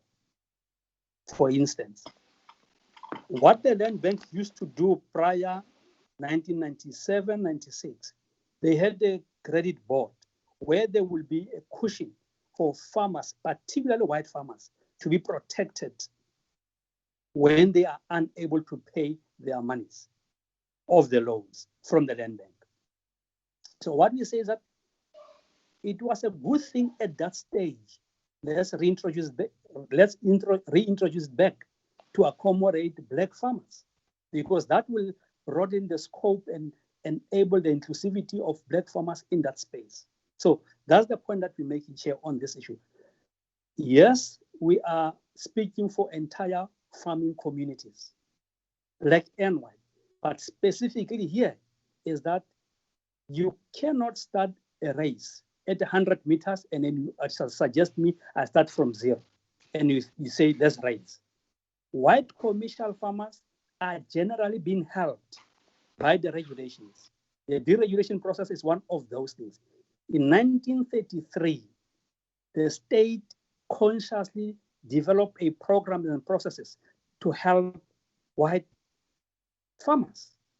So there's nothing wrong for us to do that. It's not exclusivity. We say embrace, because we have done that. And those white farmers who are prepared and ready to help work with the Black farmers, let them come to the party. As we speak today, it's 25 years, 26 years after democracy. I can ask honorable member to say what those trainings have been done today. Many of Black farmers are not financially viable, despite the assistance that the honorable member is speaking about. So without going to that space, we are farmers. We are asking you members to help us in that space. Honorable Masitela, yes, Masitela, you're already on injury time. 2 minutes. 2 minutes, yes. Yeah. Thank you, Chair. We are suggesting that on the intermediaries, Chairman, on the intermediaries, Black farmers have not been helped by intermediaries by Land Bank. The Land Bank has actually used the intermediaries by and largely to fund white commercial farmers. Black farmers have not been helped with this thing. You can check the records. They have their own stats. Our proposal is that amend the Land Bank Act to enable us to get participation for development of Black farmers. One of the critical things that you can do is to amend NAMC Act, ZAMAC Act, to help with the marketing of this issue. So there are many other regulatory frameworks that you can deal with. deal with. The questions were many, Chair. I can't deal with them, but I can respond to them. We as AFASA, we can respond to them to you in writing. Thank you so much, Mr. Masitela and AFASA. Dr. Mampo, 1 minute. Do you have anything to say? No. All members, thank you very much, and the presenters, and our apologies for pressing you with time. It's the manner in which we are meeting, so we're allocated a specific time. But we've requested you, one, please, in writing, educate us on some of the things that we have raised, all of you. But I think I want to, Mr. Masitela and AFASA, you know, a nation which can't feed itself is not worth the name. So I think all of us here, before we came here, with something to eat. So it's one area that we can't be found to be wanting on. So I'll be making a proposal to the honorable members that we must still engage with the farmers in general, and AFASA and other farming organizations included, because we are making a strong point that farming generally is now being underfunded, and I think we need to follow up on that. And if farming is being underfunded in general, it's worse with the emerging and black farmers. I think that's the point that we're making, and we're happy that at least, as I said, you have made an appearance before the two committees, that we have started the process. Also, thank all the other presenters. We always engage with them, and we must still engage going forward, and make sure that, because there's a lot of wisdom which we got from you. With those few words, allow me to thank the honorable members, the media, and everybody, the staff, and everybody who attended. Thank you very much. And that will take us to the end of the meeting. The meeting stands adjourned. Thank you very much. Thank you, Chair. Thank you, Chair. Thank you, Chairperson. Thank you, Chair. Thank you. Thank you for the vote. Thank you. Thank you, Chair, and very well done to all of the presenters. Yeah, bravo to them. Yeah, I think it was. Thank you very much. Definitely. Thank you. Okay. Thank you.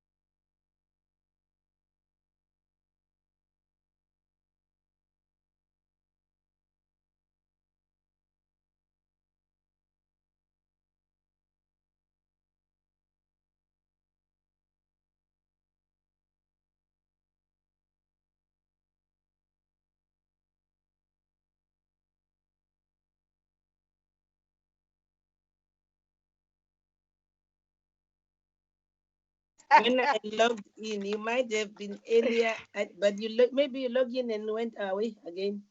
No. Okay. Sure. No, I was here, but I was making my tea.